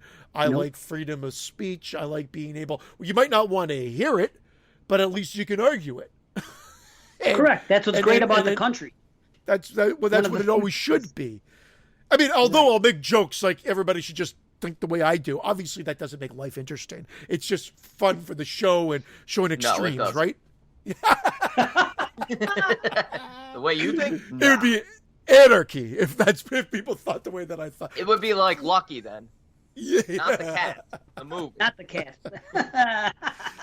But more importantly than anything, more importantly than what's happening in real life with Rittenhouse and everything, we haven't done a Patreon shout out in a while. So let's just shout out some of the names. You talked about some of the fact that we've had some new messages and whatever, but thank you to everybody that's supporting the show. Corey Francis, T. Donahoe. Does he have a first name that we're aware of? T. Donahoe? I think it's Phil. Phil, yeah. Married with the Children Married with the Children podcast is now a subscriber. It's Alex, the man. D's Nut. TJ Franks. Yeah. D's Nut. TJ Franks. For real. Michael Moore Jr. For real? Michael Moore Jr. Michael Moore Jr. Yes. What a sicko D's Nut is. And Matthew Farrago. I think I'm saying his name right. Matthew Farrago. Yeah. And Anthony T is the last one that's showing up on here. If I'm missing anybody, I apologize. It just only gives me... Oh, that's actually not a short list. That's a longer list than usual of the most recent patron supporters. So thank you. But thank you to everybody. Yes. Right on. Oh, yeah. I want to thank you all for helping support my $2,000 a week coke habit. Tony Terrio. That's Tony Terrio. He lives in Buffalo. He used to listen to Skeleton Crew and Banana Laser. And there it is. In that email, he said other shows that you've done. And I will tell you, if you can find it, I better not even, because there's so many Skeleton Crew and Banana Laser shows I could say to do. But there it is again. Show 88 of Skeleton Crew. Go listen to that one. And show 50 of Banana Laser. And show 53, Friday the 13th, part 2, whatever one that is. And listen to our Friday retros of this particular show, because that's one, and Paranormal Activity I thought was real good. And, their stuff. Let's go. We do have another email here from, I believe this is Mr. For Real, Jonathan. I could be wrong. It might be another person. Could be D's Nut. Maybe it's not. I think it might be someone else. So we have to read another question. I got to bust D's Nut. What if D's Nut turns out to be for real? Would you be like, for real? Are you D's Nut, really? It can't be. It can't be. Because they're two different people. It can't be because they're two different people. It's a fake account. I see. Okay. No, but it can't be because they're two different people. This is Jonathan, Horror Paradise of YouTube. So I don't think that is for real. That's somebody else entirely. Either way, he gave us those 5 questions. We'll read one more this week. We'll continue doing one a week. After Halloween ends, we'll obviously get more of The Shape, more than likely over a soft remake, The Season of the Witch, over a spin-off with Charlie Bowles and Reverend Sayer, so which is great, because that's what I used to say on Banana Laser. That would have been funny. Where do you all think they'll go in the timeline? Maybe after Resurrection, one of the many scrap sequels, or they adapt one of the books? Yeah, because seriously, after Halloween ends, there's no way they're just not going to make any more Halloween movies. You know what I mean? So what can they do? Are they going to go to a different timeline and do more to that, or are they going to do something? I think the new Shape should be a rhombus. The new shape. The shape of things to come. Is that a book? I think they should go with The Shape of Water. They should do a crossover, The Shape versus The Shape of Water. Yeah, Imagine they go back and I don't even want to think about that, to be honest, because I've loved everything. I've talked about Halloween. I'm not against it, but now I kind of want it to be done. I know better that there's no final chapter. Evil never dies. Even though if it dies tonight, it doesn't fucking die. Evil never dies. It's always been... Evil fries tonight. Evil fries tonight. That should be our slogan for our movie. No, have you ever seen... I guess you're not really on that much either on Facebook, that people post evil fries tonight, it's Michael making an egg. Evil dries tonight, it's Michael doing laundry. Really? That's what they're doing? They're fun. It's kind of funny, actually. Evil fries. I was picturing like a McDonald's thing. You know, in a package. I thought he was like a deep fryer. It's like, I fucking hate my life, but he's there doing it. Hey, Shape! Are those nuggets ready or what? Hey, Shape. Anyway, I don't know. I kind of want it to be the end. I kind of want it to, but it can't. Yeah. It can't be. They're not going to leave money on the table. Not the money-making machine that it is. Well, then, don't... Once again, what are they saying? Halloween ends. Is it the Laurie Strode timeline? Or are they alluding to the fact that it's supposed to be totally over? So I guess we'll wait to find out. If they kills Laurie off again, just like they did, then they're left in a resurrection standpoint. Where do you go from there that you'll actually give a shit? Laurie's done. Jamie Lee Curtis has got to be done with Halloween after this. Yeah. I agree with that. I think she said she's done. And every other timeline she's dead anyways. No, but I think she's like recognized, like this is for real, Ian. For real. For real. This has to be. This has to be. This is the end. I just I would rather it be over with, but it also depends how they actually end it. I would love to see. However they kill Michael, I would think a cool ending, and a buddy of mine mentioned this, and he talked about how maybe the evil was in Haddonfield and not necessarily Michael Myers. Maybe the evil originated in Haddonfield. Maybe you see his mask on the ground, and some kid picks it up. And the evil moves on. There's a new shape. It becomes like the possessed mask idea. The evil passes on without making it... Charlie Bones. Yeah. What if he kills Laurie Strode? You think that's the end? He walks back to his house, goes into the house, the door shuts, and a fucking van pulls up. It has Dangertainment on it, and then Busta Rhymes goes, "Yeah, I can see it now. We'll put up cameras here. We'll put up cameras there." And then Tara Banks goes, "Yeah, I'm all with this, and let's do it. Dangertainment's back." And then it just cuts to black. Could you imagine? And then that's Michael Myers isn't a quote or whatever. Yeah. Michael Myers isn't a sound bite or something. They pulled from every other fucking movie. Why not that? She should kiss him right when he kills her, and then he leaves her dead corpse on the ground, walks away, goes back to the house, shuts the front door. Dangertainment van pulls up. Halloween ends. Wow. He should cut her head off. The opposite. Instead of her cutting his head off, he should cut her head off and walk away like the guy in the Intruder. Like old Charlie Parker. Old Charlie Parker walking down with a sandwich in one hand and then Laura Strode's hand in the other. He's doing the walk again. It actually looks like he's walking down the street when he does that. He should do it. What an ending! He sticks it on a fucking mantle. Fucking Michael. No, he bumps into Freddy and Jason, and then could you imagine that's the reveal at the end? It's setting up a Freddy and Jason Part 2 with Michael in it. Boom! With the places they could take it. That would be a cool thing if Freddy was able to get Jason to Haddonfield to get Michael to join his team. And that's where I could see. That would be cool. That's where I could see like a Clash of the Titans that we've always wanted, where it's like the biggest mashup. That's where I could see like other movies coming out. I'm not saying that that's great, but it's fan service, no differently than every other movie that's come out, and people want to see it. Maybe with the lawsuit done, they'll get a mix mash because Freddy ain't going nowheres. They haven't done a new one of those. Wow.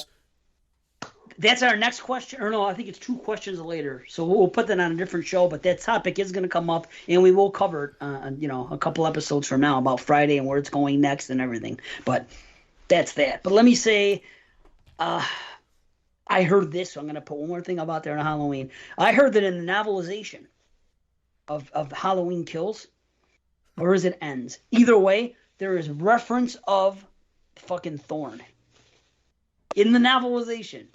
So could you imagine if Halloween Kills and Halloween Ends, because he's revealed as this supernatural thing, what if they go the fucking route of Thorn and they bring the cult of Thorn back? I think that would be awesome. It makes sense. It makes sense to have a bigger picture, and then you could create another boogeyman in the image of Michael Myers if they killed this Michael Myers, and you got the same thing but a new fresh story where you can go anywhere with. Well, what if Thorn is like the ones behind like the Season of the Witch stuff instead of it just being like, I think we've talked about that before, like why not blend that together? So right. that's like the cult or the Is there any talk of actually doing something with Season of the Witch? I think there was some teaser none talk, yet. but I don't think there's actually anything serious. That'd be awesome. That'd be awesome. But remember, Jamie Lee said that Halloween Ends is going to piss people off or something like that. What if it is people are going to be pissed off because fucking Thorn comes back in? I hope it does. They'll be trolling all kinds of people. I think it has to. The fact that Laurie's talking. No, I feel like it has to. She's talking about him being supernatural at the end of Kills. They have to bring some sort of explanation for the supernatural element. So why not bring Thorn back? I would love it. I would love it because I have no problem with Thorn if executed correctly, the whole theory of it. And I would love it because people be so butthurt about it. I would just be fucking loving that too. It's ridiculous. They'd be so mad about it. Yeah, I don't see how they'd be mad. Like it would make sense to me. Because every other movie I'm like, wait, is he human? Is he supernatural? What's going on? Like obviously he's supernatural. It's not like Freddy where it's just the fear is building into him. He's actually becoming supernatural. So tie it into the cult and wrap it up that way, and then you get into the cult and you have a segue to go in a million different directions with more films in the future. They should do it because people hate fucking Halloween Kills so much. You know what this reminds me of? This reminds me of the new Star Wars fucking thing, the 3 that they just made. Yeah. About how so many people hated on the first one, not hated, but the second one especially, and now they hate the third too. So I'm like, you know what? Fuck them. If they don't like it, you may as well just go fucking completely crazy in the last one and say, well, if you're gonna hate this shit, guess what? A, it's still gonna make money. So so B, we don't care. Hate it all you want. We're gonna fuck right back with you and do something crazy in the last one. And I kind of hope they do, because I, for one, loved the fucking last Star Wars trilogy and loved the second and the third. So I was on board with it. I love it. So and I loved Kills better than I did the one before, and I'm hoping that Ends is great too. I don't know. I don't know if it can be, but we'll see. We'll see. It has to be. It's going to be interesting. It's going to be interesting. I like the setup. I do like the setup for certain characters for Ends. I did like. I was a big fan of the flashback scenes. Yes, I loved. I've always liked Will Patton. I think they set his character up really well, and I like the flashback. I loved seeing Jim Cummings in the flashbacks. Right. Halloween. No, or Haddonfield. Oh, that's the town that's where nothing ever. All right. Yeah. Look, I was the biggest complainer about how cheesy some of the dialogue was, but I still appreciated the flashbacks. Are you guys gonna watch the beta test? I don't know if it's straight horror, but I hear it's excellent. Oh, don't know if it's straight horror. I thought I was considering adding it, or hold on, beta test. I'm definitely watching it because I've heard super positive things. 2021, let's see. Is it horror or not? Well, according to what I'm seeing here, I would almost have to watch it based upon my methods. But is it horror? Mm-hmm. Well, let me say one thing. Mitchell was not from Nevada or Las Vegas. I was wrong. He's from the 602 area code, not the 7. So the beta test here says comedy, horror, thriller. All right, so it's in there. 10. I'm going to look at the people's reviews. Another great Jim Cummings film. A dark look into a familiar game. The beta test. When I start seeing the word thriller over and over again in people's reviews as the header, that's when I tend to avoid. Psychological horror, treatment of social media, mix of social comedy and thriller. So these are the kind of things I do to help me decide whether or not to watch them. So I love Wolf of Snow Hollow so much, though, so I gotta watch it. Cummings again. Yeah, lots of stuff. Laughably bad, dull. So many different things. Wow. If somebody writes laughably bad, dull, like you can tell which bad reviews to omit immediately. Absolutely. I agree. People are way too. Yeah, they're mean. They're fucking out of control. I guess that's all we have to do with these for now. So, let me give the phone number for the voicemail. It's 702-900-5882. 702-900-5882. That is our voicemail. Hit us up on it. That's that. While you're at it, just give out Mitchell's phone number. Yeah, that too. 602. That's all I'll give you. You can go search the area code. But we're going to take a real quick one, come back, get those 2 movies, and get the hell out of here. So be back on the flips. Yes, we're back. We are going into feature review time. Now, again, I'll explain one more time what we're doing here. John C. gave us 3 movies, and we paired them up, and this is the end of it. This time, the Kill List was one of the movies he chose, and it's a UK movie, so we decided to pair it up with another UK movie. So that is that. This is episode 162. December looks like this. 163, we have a CS show. That's the next one. So just whatever. Unpack, have some fun.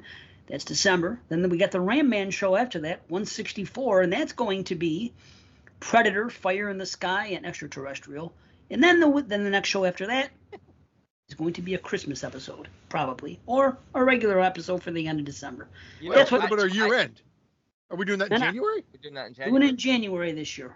I think it's smart, especially since we got way too many rewatches. Plus, that makes it really good. I could definitely rewatch. And check out even more than I was planning on. Awesome. And not to commit to anything, but I hear there's a good Christmas film coming out next month on Shudder. Really? Called Advent Calendar, about a haunted Advent calendar. Oh, I have a freaking thing right now. I had Amityville Advent Calendar. That would be one. 2 out of 10. That'd be awesome.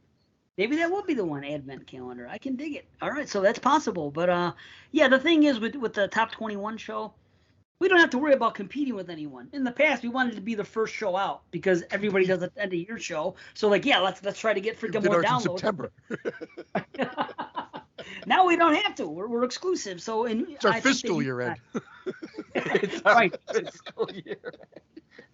Actually, good job. Next show, the CS show, the next one, the cow shit, is going to be our anniversary. CS. We did a CS because the last show was CS because we did our first one, which is BS. All Second one CS, and now we got to go to DS. Okay, dog shit. Dog shit. I'm not dog shit. I'm not a dog shit. Did you ever hear that one? See the fucking Jerky Boys one? Yep. I love it. Took you a long time to get that out. You're like, yeah. The reason is because every time we brought up DS before, and he says, I'm not a dog shit. The last time, that's why I'm like, I've been there, done that. It's an unheard. It never made an actual release. That's what's great about that one. My wife, she likes that dog shit. I'm not a dog shit. No. I think, again, if I'm not mistaken, it's that Musashi guy. Musashi, like the third guy that whenever they went legits, they just thought this guy was maybe a little too raw, maybe a little too not politically correct. So they just excised. I mean, again, I may have it wrong, but who gives a fuck? It's the Jerky Boys. And I think they pushed him out, and that's why that Musashi tapes thing came out. And I think that's where dog shit came from, and Chinese laundry, and a bunch of other ones, because it was that guy, I believe. Laundry. I believe. Yes. Oh, baby, I like it raw. I do. I love it. My wife, she'll take pictures. I want to play that on the show. It's so good. I'm the only guy. I like that movie. I saw the movie in the theater, and I still like it to this day. And there's so many people that absolutely hate it. I mean, I know it's not a good movie, but it's fun. And there's enough jokes in it that make me I like it. I watch the movie a lot, so I'm a fan. I'm a fan as well. Yeah. Okay. I'm glad to hear it because my cousin. No one talks about this either. My cousin used to play the tapes for me when I was younger. For me and my brother. He's older. He's in his mid-50s probably. So he's older. So he was more into the Jerky Boys than I was. I think I missed it a little bit because I was a little too young. So he used to play a little bit. And then when the movie came out, I got hooked on the movie. Yeah, that's funny, Nice. man. I gotta watch You it. think these cocks will hold us? Don't spoil it for me. I might watch it next week or something. Who knows? This is a joke. It's a random joke. You'll be like, "What the fuck does that even mean?" I'm just kidding. I know what's gonna happen. Man, I'm not that. I actually think it's a smarter movie than people give it credit for because it got banned when it came out. But again, they play around with like, just check it out. You tell me. But I thought they could have gone a whole different route. They actually tried to make something out of these two guys that just made crank call tapes and really shouldn't have gotten a movie, but did. And I thought they did a good job with it in that regard. Yeah, I can dig it. You guys ever hear they're the touch-tone terrorists, the ones where they would get like people to somehow call in and they got redirected to them. So they thought they were calling like the Sears customer service line, but they get these guys instead. And then so of course they could say whatever they want. They would just make these people go insane. I gotta hear that. It's so mad. Wow, touch terrorists. I'll look right into that. Wow, that's my type of stuff. Awesome. That's funny stuff. Wow, dog shit. So next show is dog shit, but it is going to be our anniversary. So if you guys want to call us on the voicemail, leave us a message, send us a message, say something. You can ask us some questions or email us. Nothing too difficult though. These guys don't want to think. Nothing that's too much. Just something we can answer on the spot. You know. Yeah. You know what Thinking. I mean? Thinking hurts my brain. Not too much thinking. Nothing that's gonna give us your top 5 of this or that. It's too much stress.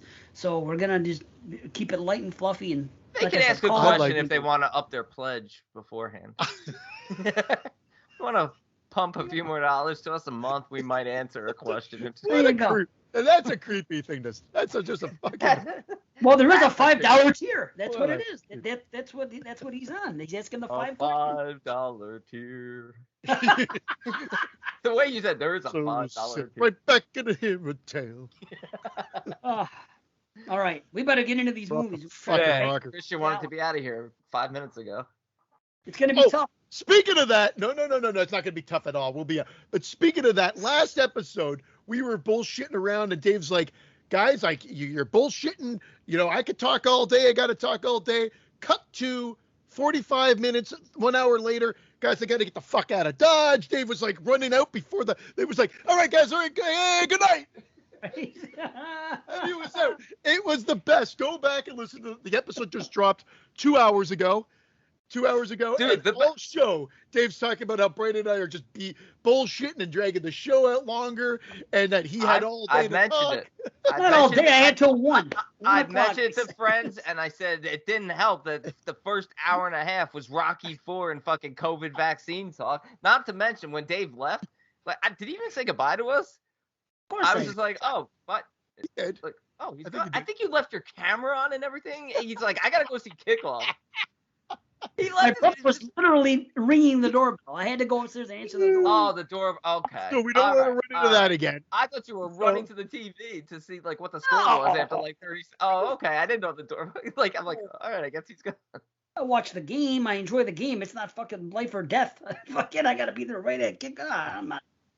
No. None's that serious. But I don't. But I also, courtesy is something I am serious about. I don't want to leave anybody at my door, fucking, when I say come over at 1 and it's fucking 1, I'm gonna answer the door. We got it. Unless it's your dad, because you can't let him in. Nah, Dad, I can't let you go home another week. Hey, we'll open the curtains up. You watch from outside. We'll set up a lawn chair for you. Yeah, it's fucking 30 degrees out. Here you go. Yeah, wear a jacket and bring a fucking blankie. Are we starting with the Asylum or are we starting with Kill List? What? How about we start with the second segment of Asylum? Did you say Yo Asylum?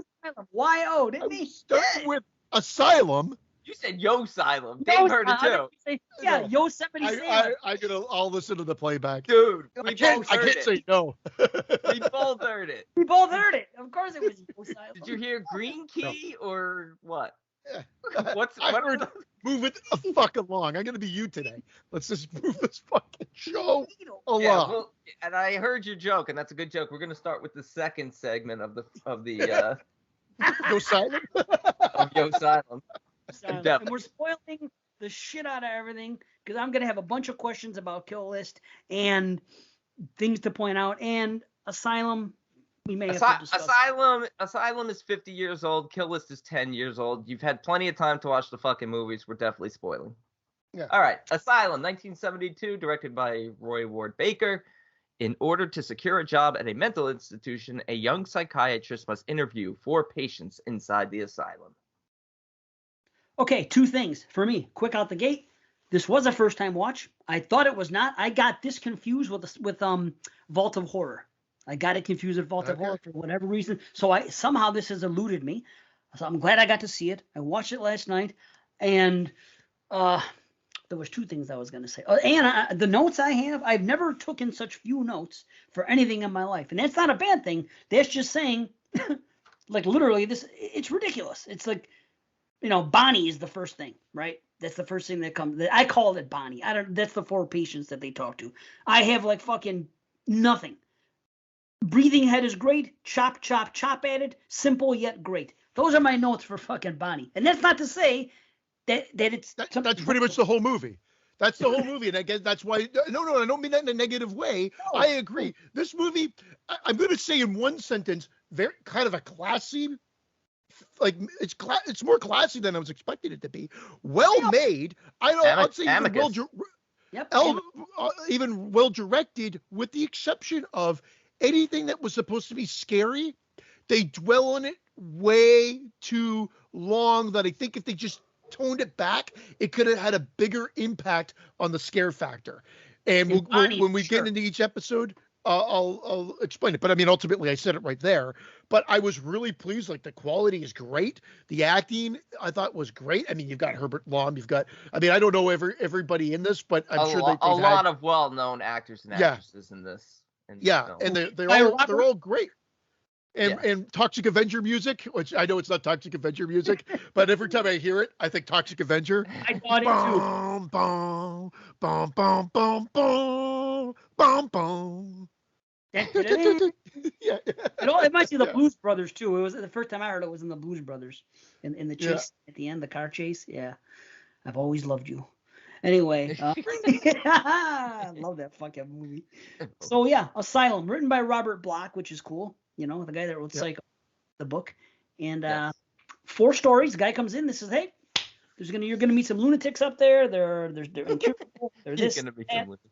That's what the guy says. He comes in. He wants a job at this asylum. This other guy says, okay, one of the people you're going to talk to up there used to be the guy, Dr. Starr, that you're referring to, that you've spoken to. Go up there, and if you can figure out who it is, we'll grant you a permanent position here. It's a great setup. It's a great setup for an anthology. Like, that's a smart. Yes. I saw right through it though after the first one. I messaged. Yeah, so did I. I mean, I think we've just seen a lot of movies. Again, flashing back to 1972. I don't know if I would have gotten it out of the gate, but yeah, I would got not it. have. I gotta be honest, I didn't get it the first time I seen this film, and I've probably seen this film like 5 times now. I did not get it the first time, and I used to be angry about it that they went the route they did. Really? Yeah. But because I was paying such close attention to the stories and looking for clues and stuff, and then it's like, Waka Waka, it's this crazy fucker. Well, then I thought I was wrong. I thought I was wrong when they got to the 4th guy, and they talked to him for obvious reasons, and then I'm like, oh shit! I go, that's too obvious. This would have been better. So then when it ended up being, then I'm like, okay, bravo. But this movie, 72, again, all these stories in 72 would have been probably pretty big. Like, nowadays, because we've seen some of these tricks done a bunch of times, it's not an amazing reveal anymore, but it's kind of tough to watch this with modern, all the stuff we've watched. If you can put on 1972 glasses and get in there, that's kind of the way you got to rate the movie, because it's you know what I mean? So in other words, it may have set off some trends. Maybe not. I mean, there were some things before 72, I'm sure, but for its time, I think it would have been a stronger impact. Because I if I saw this in 72, the crazier part would have been I wasn't even born yet. So that would have been really bizarre and really difficult to see it in 72.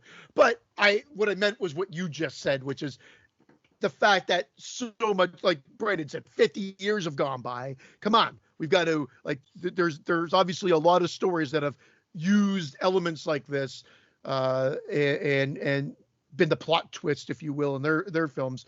But was it customary that every fucking anthology had to have like a little doll or killer puppet or something like that fucking wreaked havoc on people? What? Every story had a puppet? No, well, every anthology movie that made Trilogy of Terror, Tales from the Hood, this had it. Trilogy of Terror 2, maybe that's it, but there's 4.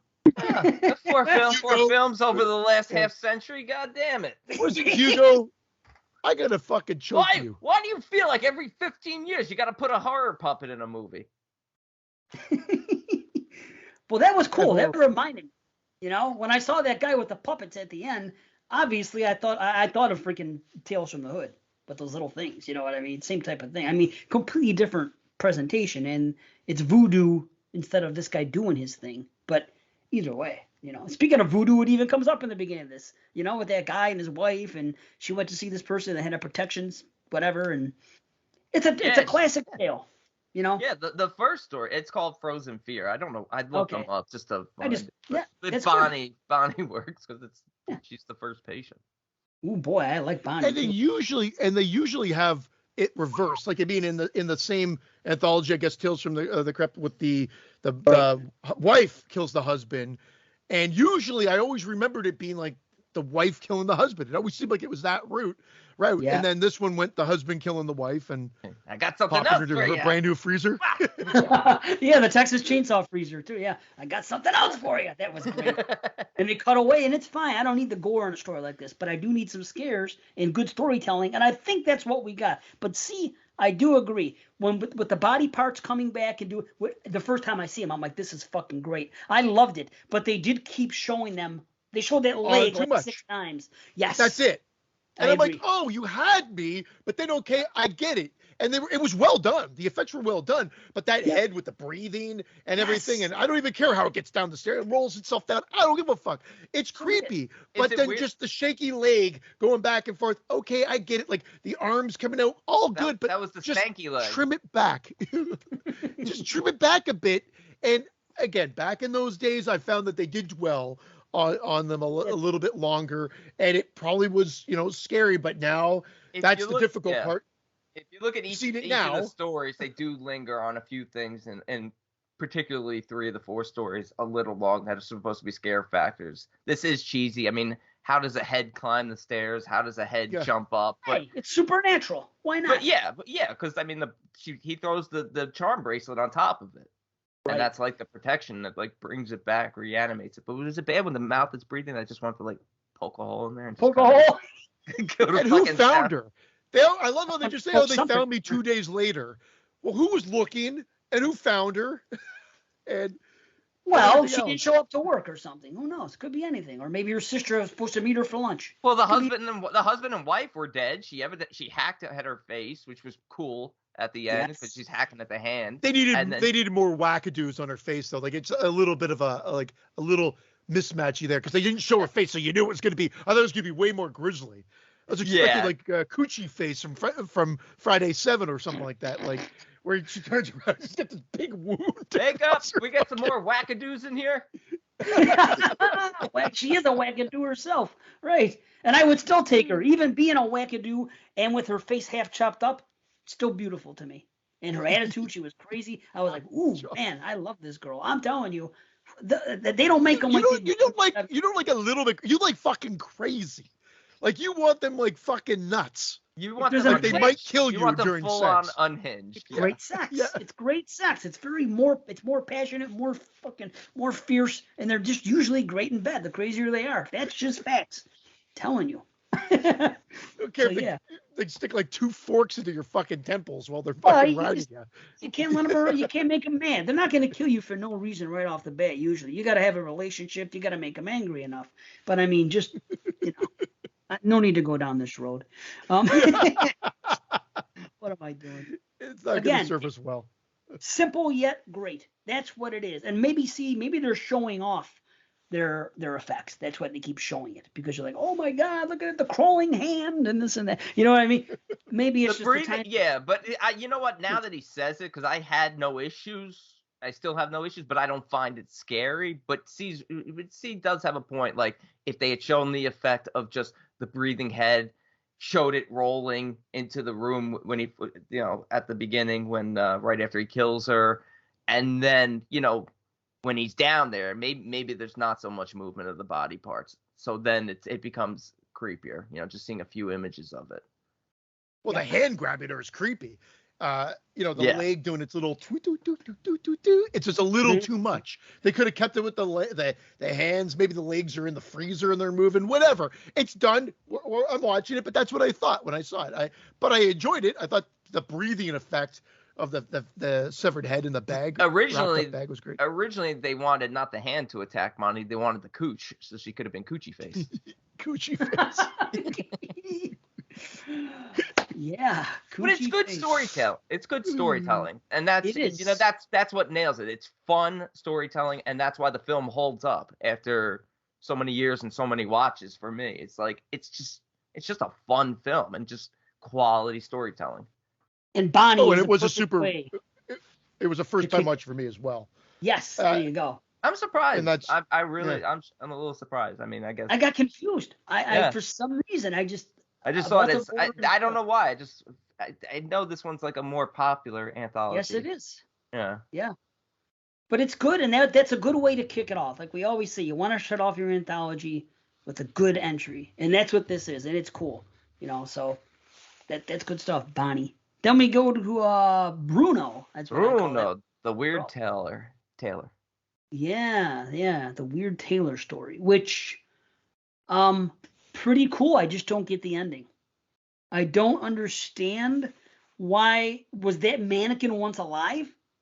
Yeah, they take a little liberty with that reanimating. That why would it reanimate Otto? Right. But again, C has the point here where Otto's creepy when he first comes to life, and then he looks like he's doing Mr. Roboto. Yeah. Like, a little too much on it. Yeah. It had its moment, and you're like, oh my god, that's creepy. But then it's like, oh god, they're showing the shuffling of the legs a little too long and whatever. But I thought the same thing, Dave. I thought the same thing. I was like, wait, is it supposed to reanimate anything? Anything that looks like a person? Like, what if he put the jacket on a dog? Well, that doesn't count. A dog. Why would I think of a dog? He had the jacket on the table when he's built. Shouldn't the table have come to life and started just... Imagine that. He said it down. Be my guest. It turns like the Beauty and the Beast. Fucking teapots are coming to life. That would be great. Yeah, that's a little odd, but it's a good story. No, but Mr. Stubbins, I don't have the money. Mr. Stubbins, no, please. He stuck to his guns, though. I'm not giving you the suit until you pay me. I don't have any money. You son of a bitch. I don't care if you are Peter Cushing, you fucking prick bastard. I will cut you. Yep. Yeah, Peter. It was again a cool story though. The look of the shop, the atmosphere. Yep. Very creepy. I like obviously having Peter Cushing is great. The whole cast of this one was really good, and just to set up the material. The material, that material was creepy. The way it shined and stuff, and when he goes to the house and he sees the son, I don't know why the son looked older than Peter Cushing. Yeah, I don't. They never explained that. Like, what the fuck? What like? Well, he had a fucking beard. And it's like. It was creepier than anything in the fucking movie. It really was. Like, I didn't expect it to be a kid because Peter Cushing is an older man in the film. Like, you expect it to be an adult. Like, I get it, but like, why did he like? It's like don't be a menace to South Central. It looked like the son was older than the father. I thought there was gonna be a plot point. Dad into bed. It's time for bed, Dad. I know. I thought the kid would maybe still aged, dead, or something. They were gonna go some weird route. Like, but they don't explain anything. But I thought the same thing. I'm like, that's odd. Why is he an old bearded man? He was an old bearded man. I'm like, okay. Yeah. Fucking Rip Van Winkle. Maybe it wasn't his son. Maybe it was his dad. He should have, or they should have said it was his dad. My dad died. Just give me the fucking suit, son, dad. But it was kind of hard. It was kind of heart wrenching. Cushing was convincing, like he was like crying, and he like legitimately wanted to just bring his son back. I don't know how Cushing's been overpowered. Oh, you pay me first. You pay me first, Mr. Smith. No, Mr. Stubbins, I don't have the rent. See, there you go. I like the actor that played Bruno. Me too. He was cool, and you care for all the characters, really. I mean, even Stubbins Still gave him 6 days. That's a lot to ask for from fucking landlord, honestly. Rent's due Monday. That comment, though, I mean, he didn't have to be mean about, like, even if I could, I wouldn't come to you for a suit. Well, that's true. Yeah, they did. Yeah, see, why do you got to paint them as evil just to do it? I hear you, though. He doesn't have to be that way. He could have been more understanding. But I guess they wanted to maybe show the sincerity of that. This guy is the type of person that really will throw you out on your ass. Yeah. Yeah. Maybe that's it. No, Mr. Stubbins, no. I love Bruno's voice, and he's just I like the accent. But again, and if we didn't say it earlier, the end of, I guess a lot of anthologies are like this. It's what is the punchline? So you get the setup of each and then the punchline, and then you're either on board or you're not. And I think that's just the formula for an anthology, right? Like you get introduced, but everybody's likable in this movie. Yeah. They introduce him, and that's what I think it's. Sorry? His wife is fucked up. I mean, she's likable, but everything she did was wrong. Even in the beginning, the guy's having this conversation with fucking, the landlord, and she comes out and she's like, "Oh, something's wrong." How did she not hear the conversation that was just fucking there? It's like, where have you been? Like everything. How did you not just hear this fucking heated conversation about getting thrown out on your ass? And then how in a mansion. Yeah. Right. Yeah. And then at the end, why would she put it on a mannequin? The guy specifically says, "Oh my God, we're in grave danger. This and that. Da da da da da. We got to burn this thing. I killed this person. This person's dead. This is happening. They're coming for us. Honey, please go in there and burn this right away. Put it in the stew or whatever the hell he said. Right? What does she do? She puts it on a mannequin. And she's like, "Oh, I named him Otto. I was lonely. I talked to him sometimes." Like, thank you. Thanks, honey. Thanks. Look what you've done to us now. I do like that he has to work. Mannequin. He has to work on it from like midnight to dawn. Right. And when he tries to overwork, so has to work outside the hours, he immediately cuts himself. Yeah, he pricks himself up. Prick bastard. I like that too. Yeah. Like again, just those little nuances are I think what elevate it. Because ultimately, like I said, like these are set up and pay out. Maybe that's a cop out way to explain them, but I feel like usually there's not as much dimension put into these. I thought they did a really good job. I want to see a spin-off where we see Otto loose in the city, because he says to part 2. Who's the doctor who's doing the interview? Dr. Martin is the one who's doing the interview. He's doing the applying for the job. He says to him, he's still loose in the city with Mr. Stubbins. Yeah, that would have been cool. Yeah. That should have been the last shot. The car driving up should have just been Otto. Fucking driving up and dropping off that doctor for the end scene and then just driving off. Wow. And he winks at the camera. Ding. Or he's driving a school bus and it's the Simpsons Otto. And that was how there was a tie into that. Yeah, he's a mannequin Reno. It's him. Yeah, Otto. he's a mannequin Reno. Oh boy. So that was a good one. That was good too. Then we go to Barbara, and oh boy, Lucy. Man, Britt Eklund is I think she is the gorgeous. Top. People talk about this one and that one and Ingrid Pitt and all these other. I think that this Britt Eklund is freaking just. There's something about Swedish women on this episode because we're going to talk about it with the next movie too. Yeah. Wow. Yeah. Beautiful. Stunning. I'll tell you what, Charlotte Rampling looked really good young too. Yes. Barbara. Yes. Oh yeah, 100%. Yeah, the younger version. When they first show her, she has that crazed, like not the younger. Yes, when they flash, when the actual flashback happens. Yes, when because they actually show it was real. They filmed that 15 years before. Well, they did it right. They made her look like she was. Yeah. They did it right. They made her look, much better when they went back to it. So, but the thing is, nowadays, you knew where this was going the whole time. At the time, it was probably a great reveal. So it's hard to knock it down, but I'm sure all three of us, as soon as she took the pills when she got home and turned around and Lucy's there all of a sudden, we know where this is going. They're still doing these movies today. They're still doing it. And I know, The mirror effect was a good payoff though. The mirror effect was well done. Like again, for 72 at the time, you're right. They are still doing these today with these plot reveals and whatever. And here we are in a short, segment of this film, and they give us that right there, and it's really, well, why don't you ask her herself? She's right there. And of course, the maniacal laugh that she has at the end, which is a nice little icing on the cake. It was good. It's solid. I mean, and then you get again, this movie's not gory, but the effect of the knife or the scissors stabbed in him was a good reveal too. Who is it? I meant to look her up and I kept forgetting to do it. Who's the old lady? She was in a movie that I've seen recently. Yes, Nurse Higgins. She must have been in a horror film we watched recently. She has that look, and I think she shakes her head a lot, and I can't picture the movie she's in. It's like, I think she shakes her head a lot. I'll just look up horror movies where people shake their heads. And she come right I don't think it was. I don't know if it was necessarily a horror film. I'm looking her up. Okay. I was too busy looking at Britt Eklund. When Lucy came out of onto the thing, I was distracted the rest of it. I was like, wow, what a Britt Eklund is stunning, yeah.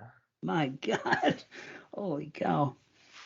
But a simple story. We knew where it was going. You know, she comes home, she gets out of the hospital, they bring her up in the house. Okay, this is her brother bringing her in. They go, okay, you're out. Let's go up here. Why is there a nurse here? I don't need a nurse. Well, the nurse says you got to go to bed now. I don't want to go to bed now. It's the afternoon. But whatever, she gives her a sedative. You got to lay down. So obviously it's a mental breakdown she had. And then she has the pills. innocence. The innocence. Innocence? Oh, there you go. See, the innocence. That's what it is. Yes. Yeah. Nice. So, but she's addicted. She's been in 205 things. Wow. Jesus Christ. That's some credits. Good for her, man. That's a nice career. But, I mean, I don't know what the pills that she's addicted to are, but she still has some more. She still wants them when she gets out, and they take precedent over everything. And they cause her to hallucinate. I don't know what they are, but it ain't nothing good, you know? Yeah. And I like that even though they cause these hallucinations, Lucy is still trying to get her to choose her over the pills. Right. Like, that's how crazy she is. So it's a cool thing because you're like, wait. Because even today, if you're watching, you're like, wait. Are the pills making her crazy and she's hallucinating Lucy? Then you watch it and you'll be like, wait, but there's Lucy trying to convince her to stop taking the pills, so maybe it isn't that. And then it's like, oh, it is. Yeah, but then at the end, Lucy's still there, and I can't imagine they put her on those pills in the asylum. Yeah, I think like that's just like a sign that she's completely broken and Lucy's permanently with her now, no matter what. It's like Mother, you know? Okay, I got it. Mother, may I? I won't even kill that fly, you know? That's what it is. But that's a simple one. It's good. It's effective. Again, it's 1972, and it's kind of ahead of its time. Nowadays, it'd be passé, but it's unfair to judge it on that. Now I'm hitting my mic. Yeah, that type of reveal today, like it can still work. It's not going to be like, oh my God, but it's But if it's done well, it still works today. I'm fine with that type of reveal even to this day. But as long as it's built around good storytelling and these stories in 20-minute segments each tell more of a story than a lot of feature films. True, and they're simple. There's nothing very simple, complicated at all. Yeah, this is it. You know. That's why I have no notes. Literally, there really aren't much notes. What I was doing was basically summarizing. I was almost doing like a Wikipedia summarization of each thing. I'm writing everything down. I'm like, I don't even need to do this. I've seen these so many times, but. Well, my notes were literally, I made a joke at the Toxic Avenger music, and it looked like we were walking into Martin Scorsese at the beginning, where he first walks in to see the doctor when he comes to the house, and the setup, and I'm like, oh. I instantly dropped that, but at first I'm like, who's he seeing there? Scorsese? But then ultimately everything else, like that payoff, this plot twist that we just talked about, essentially is the plot twist for the wraparound as well. In a way, it's a very similar. But I used to think it didn't work. I used to think Dr. Rutherford, Patrick McGee's character, I always thought he said you're going to see 4 patients. But he says something along the lines of there's a bunch of patients upstairs. I want you to go talk. Right. So he's not aware of the switcheroo because Max is only, even though it's not Max. I mean, because he keeps him out of the doctor's lounge. So there's technically 5 patients up there. He just never gets to the actual Dr. Stark because Reynolds is out because he killed the real Reynolds. So it works. even though I was kind of mad because I'm paying attention to the stories the first time I watch it, I'm like, huh, who could it be? Oh, it's this fucker right in front of me. But like, on rewatches, it makes more sense. That's great. The only thing that doesn't work is if he intercoms the guy back, and he should know that it's not his voice. He should, but he's doing it. Maybe they. I know. Maybe Max sounded similar, and plus it's maybe I'm not nitpicking. A 1970s intercom. Yeah. It's like ready for dinner. 1970s intercom. It doesn't affect it. I'm still horrible technology at the time. I do. It isn't that This is Dr. Lipschitz. Oh, yeah, okay, send him up. You're not Dr. Lipschitz. You're Dr. Starr. I will not let you up. I am not. No, I won't do it. No, Mr. Nobbins, Mr. Stobbins, I won't do it. What? I really want to talk about this. The last one with Herbert Lom. It's so funny because the doll's face is really fucking creepy. But why did they leave these Tinker Toy bodies on them? I mean, it's so funny. That's fine, but that's, again, you're right. That's a thing of staying too long. We didn't have to show him traveling down the whole way. So, like, if you had seen him and you saw him just sort of animate as he's willing him, like, that's fine. But the next time you should have seen him was on the desk behind Dr. Rutherford. I think there's actually a shot where the doll walks into a wall, like it was like a bad video game, when you're or playing Resident Evil, it's like, and you just keep walking into the same fucking, like, get out of the wall. And then he somehow climbed up to go down the dumbwaiter, because the dumbwaiter was like 5 feet up in the air, so he evidently floated up and went. Yeah, that was great. They should have showed it for like 2 seconds, maybe in the hallway, maybe you just saw it for a sec, and then you see it.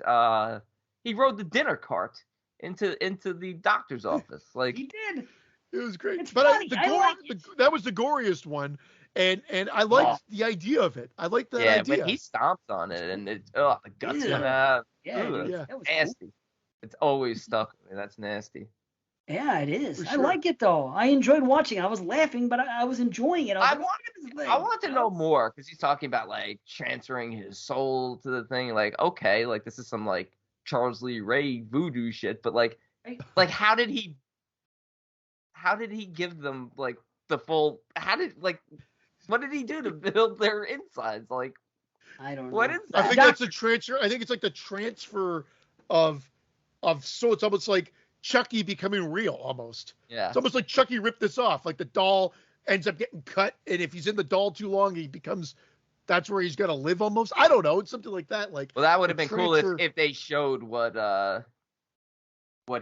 Byron looked like after Martin steps on the doll, because Max you should have like electronics or something coming out of her. Yeah, they like switched. They totally swatched. Swatched. I got my Swatch watch on. I'm glad he immediately called it out, because he knew we were going to. Like, I heard that, I was like, oh, Swatch. Christian fucked up a word. The Swatch like and you. Podcasting with my kids. One little miss up, like I say, they fucking just. Right? Amazing. I'll tell you what though about that doll. When you just saw him from behind or saw him from the side and saw his hair and the way did anyone else think of Donald Trump? It looked like a little Trump doll to me. I was cracking up. It did. It was funny. Yeah. I only now that you mentioned it, I actually didn't think of it at the time. It does. Go back and watch it. And it looks more like the picture of the guy hanging in Friday 2 than it does in Indian. No, I'm right. What do you mean, Dave? You're with me. Looks like an old man. Looks like it is like a good old man. You're right. Yep. Please, listeners, weigh in. Please weigh in on this. I don't know why I'm not seeing it. I'm gonna watch it on my TV. I forgot about it. I want to get a crystal clear freaking. I'm gonna watch it. Just gonna put it on. Just watch that. The 2K scan. I said I'm getting to the bottom of this. Damn it. So yeah, fucking Christian thinks it's Chief Woodenhead over there. But I think it is. Fucking Johnny Cash. Oh, Chief Woodenhead. As usual. I am correct. You might be. I don't know. Anyway, the last one was good. Killer doll coming around, little guy. It reminded me of like the Invaders from Twilight Zone, except put a human head on it, little robot walking around. You know what I mean? They were just showing it off, I guess. It was cool though, and it did its thing, and the guy has to guess, and there was a switcheroo made, and the guy killed the doctor, and this doll, he hated him because he incarcerated him. It was cool.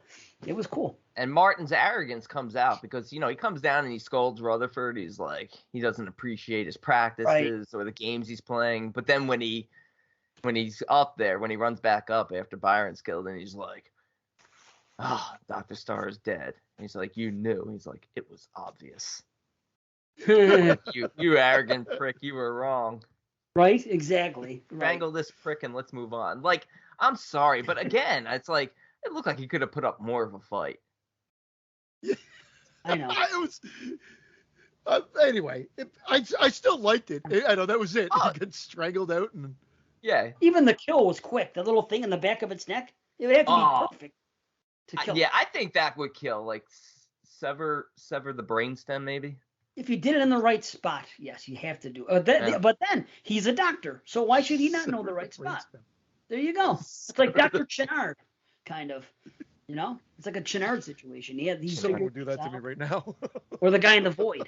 Well, we can probably wrap it up. Wait, does Wolfman have Chenards?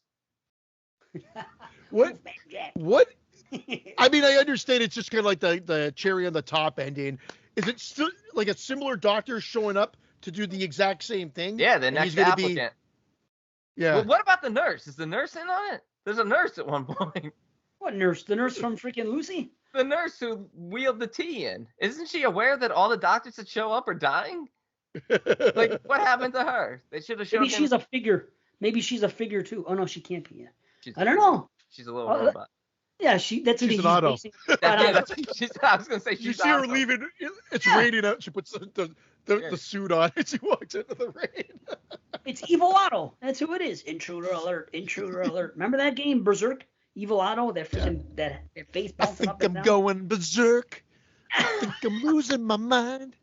Yes. Would you like to come too? Great stuff. I'm going berserk over you. I don't know if those are all the lyrics, but Pac-Man Fever, whenever we can shout it out. Get on it, yes. Okay. Pac-Man Fever. Pac-Man Fever. Oh, it's great. I think I'm going berserk. Let's rate this sucker. We got to get into this kill list and figure some things out. So I didn't do each story. I just did the whole movie overall, and I gave it a 7 out of 10. Yeah, it's good. It's enjoyable. I think it's a lot of fun. I'm slightly higher, but not much. I'm 7.5, and it's just got a lot of rewatchability. It's fun. It's a quick watch. Yep. That too. Come here, 7.5. Same deal. Yeah. Awesome. Enjoyable. Yep. Cool. I'd like to watch Tales from the Crypt again and Vault of Horror and do a comparison. I do love these movies. Something about anthologies, especially the older ones. There's just I always say that slashers are my bread and butter, and they're my comfort movies. But I got to tell you, anthologies are really not far behind. They're just Vault of Horror I might rank a tiny bit higher than Asylum. I find Asylum a little bit more fun though. But Tales from the Crypt is perfection. Tales from the Crypt is one of the best anthologies, period. Yeah, it's solid. I love it. And that's scary, Tales from the Crypt. That's got some scary fucking stories. Correct. Okay, let's get into this crazy movie kill list. And try to work some. Here's one. Okay, well, I guess we should introduce it instead of me going off. Ben Wheatley kill list from 2011. Nearly a year after a botched job, a hitman takes a new assignment with the promise of a big payoff for 3 killings. What starts off as an easy task soon unravels, sending the killer into the heart of darkness. So this movie here, let me say this. Watson turned me onto it before I did the top 100. He says, watch this movie before you make your top 100 list. I'd never seen it before. So I watched it, and I'm not going to say that I was underwhelmed, but it wasn't something that was going to make my top 100. I was like, okay, that was fine. Kind of reminded me of The Conspiracy at the end, this and that. It wasn't exactly what I was thinking of. I'll say this. I watched it. I enjoyed it more this time, but I still thought things were unexplained, and I had to go online and read. Either I'm an idiot or they just don't give you enough to go by in this movie. So they don't. You have to piece it together. And that's now. Yeah. Do you have a problem with that? Is it something that you're like, well it's so good that you have to be able to piece it together, or do you think that they maybe could have showed more? They should. I think they should have showed more because I think you have to do a couple of leaps to get yourself to certain things. I will also say this is very much like you described 2021 horror, where you watch it for a good hour and you're like, it's just a horror film. I've seen some violence, but is it horror? And then the last act is horror. Yes. Yeah. That's where the horror kicks in with the cult. That's really it in the last 20 minutes. And this got a lot of fanfare back in the day. So I remember it showing up on some of the lists of I think it was on whether it was Dread Central or Bloody Disgusting, it was on someone's list back then, and I remember watching it whenever it came available. I don't know if it was. It made my top 11 of 2011. Oh, there you go. We weren't doing them. Yeah, I know. You could have still done it. But there. So I don't know. I remember enjoying it, but I don't remember thinking it was like a 10 out of 10. I still don't think it's perfect by any means. I do really enjoy it. But yeah, there's a lot of comparisons because I think Serbian Story or whatever it is. What is it called? There you go. That was one of my things I was noticing. Yeah. And when the end happened, now granted, I said I saw this before, but you know me, my memory, I forgot. So when that thing happened and it said The Hunchback and it came out, as soon as it was shown, I knew where it was going. And that to me was a bite off of Serbian, and I was unsatisfied with that because I had seen Serbian and knowing that was going to happen. And that left me unsatisfied. So when you had that at the end, I'm like, I don't know. But I don't get the Ben Wheatley blowjob fest. I think that I have no problem with any of it. I've seen 3 of his movies. Don't have a problem. The one I was, the one that took place in the mountains with the mushrooms and that was just kind of for me. But I liked Sightseers and I liked this one. But I don't see these movies as being, I couldn't put Ben Wheatley on a pedestal where I would put other directors. We just did our top 20 last week where I could put some other modern film directors. That's just me. Mm-hmm. I don't know if I'm missing out on something, but I know a lot of people. I know that Watson and Duncan, they did that whole show on it. They love Ben Wheatley. You know what I mean? I don't know what I'm missing, but I think that this story in particular, I had to read. I didn't know this guy was a hitman. Did you guys know he was a hitman? I thought he had a regular job because they never said that he was doing it before. I just thought this guy had a regular job and worked at 8 months. And then his friend came with him with this opportunity and said, hey, this is what I'm doing. There's a lot of money in it. Did you guys know that he was a hitman? Yes. They spell it out. They spell that, but you have to pay attention. A botch job in Kiev. Kiev. I thought they were like in the army or something. I didn't know what the fuck it was. No, he was. They were also soldiers in the army. That's what I thought. Kiev, and there were soldiers in Kiev, and something went wrong, and that's why he's fucked up. I could see that confusion. I mean, I've seen this. I think this is my third watch, and I've also had mixed reviews watching it throughout. This was my favorite enjoyment of it, and I have sort of gotten away from the idea of wanting more, even though I still do. I've accepted the fact that I'm not going to get it, and that to enjoy it for the greatness that's in there, particularly the performances. Yeah, which are underplayed. Yeah. Underplayed. Both of these guys, they don't overact. I mean, in some, I put the subtitles on. My wife's like, "You don't understand this?" Yeah. Like, you need. What do you mean? It's thick. It's like a foreign language. Thick accent. So then I put them on just to make sure that I'm absorbing everything. Yeah. First, like I don't do this often, but I took a page from you guys, and I did it. And, I had to. I'm glad I did. If I didn't have the subtitles on, I couldn't understand a word anyone was saying. Nope. I mean, some were better than others, but no, I had to have it on. There's no question. So here's what I don't understand. That girl that the guy's dating. Let me get the Gail. Okay, Gail brings this girl over to his, for this dinner. What's her name again? Fiona. Oh, how could I forget that name? Good God. Okay, so Gail brings this Fiona there, and then the day after this party, she Dear Johns him. She says. Then when he's out and they're doing their first job, he gets a message. All of a sudden, she's hanging out with his wife, even though she left him. She wants to go back and hang out with this, which I don't get at all. She's part of the cult.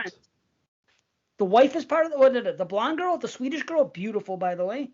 Yeah, she's part of the cult. Well, no, we don't know. Well, most likely not, but there are theories about that. But Fiona for sure. Okay. Why would they hang out then? If they only met the night before and the next day, their hookup is that their boyfriends, husbands, whatever, both, one of each, are great buddies. Now, if she's leaving him the next day, why would she go hang out with them? They'd be like, she knows that gal's Jade's the chosen one.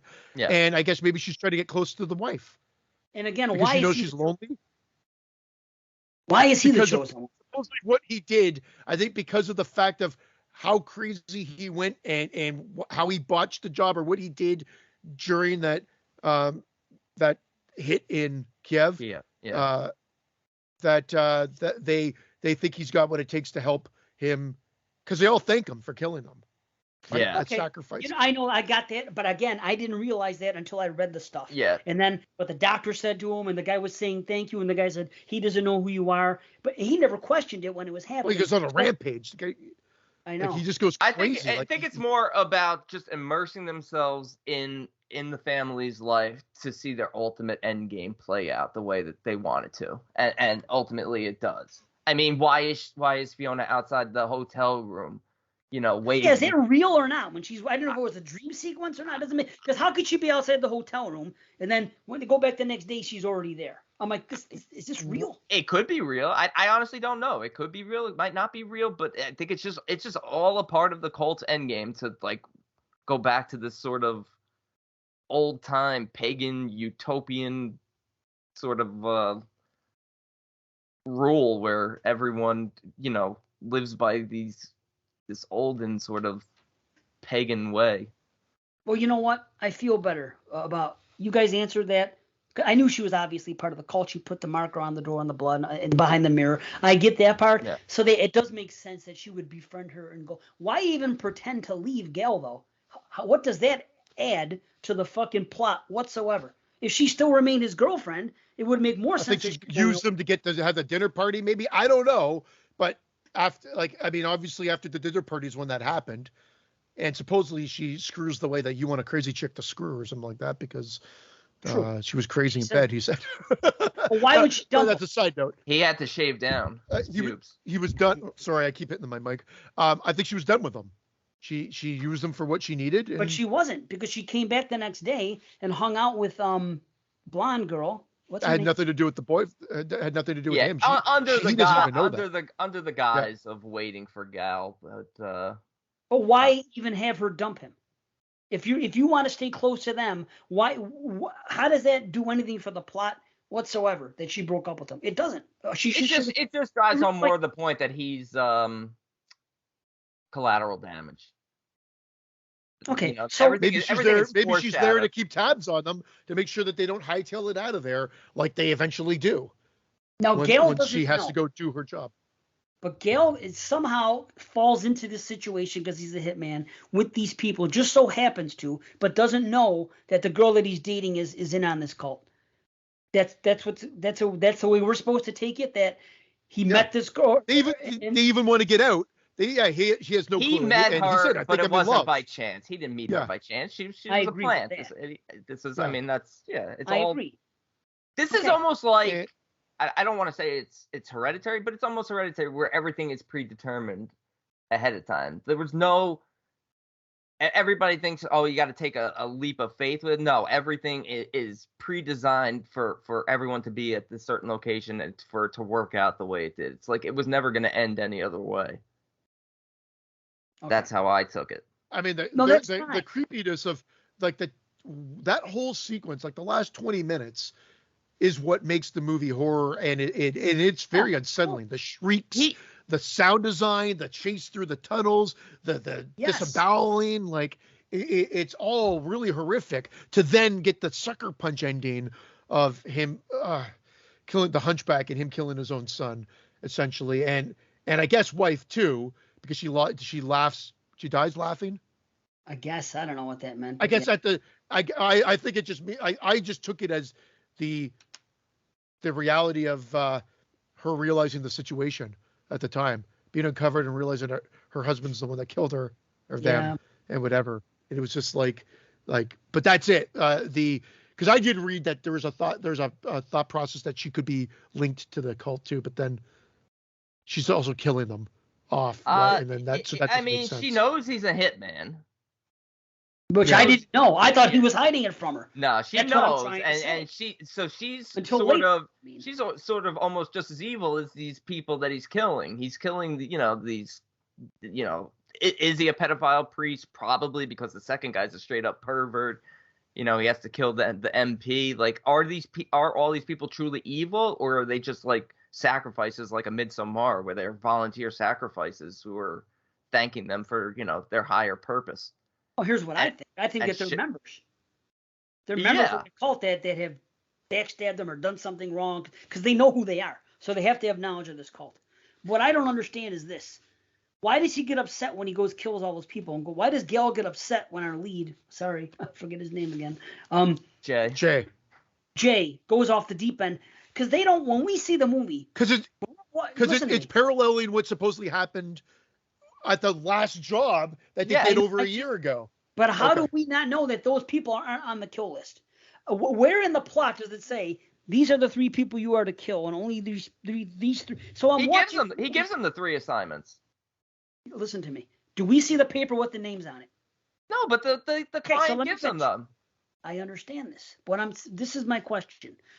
As I'm watching this movie, and he goes to that place, and they find the guy that has the librarian or something. Yeah.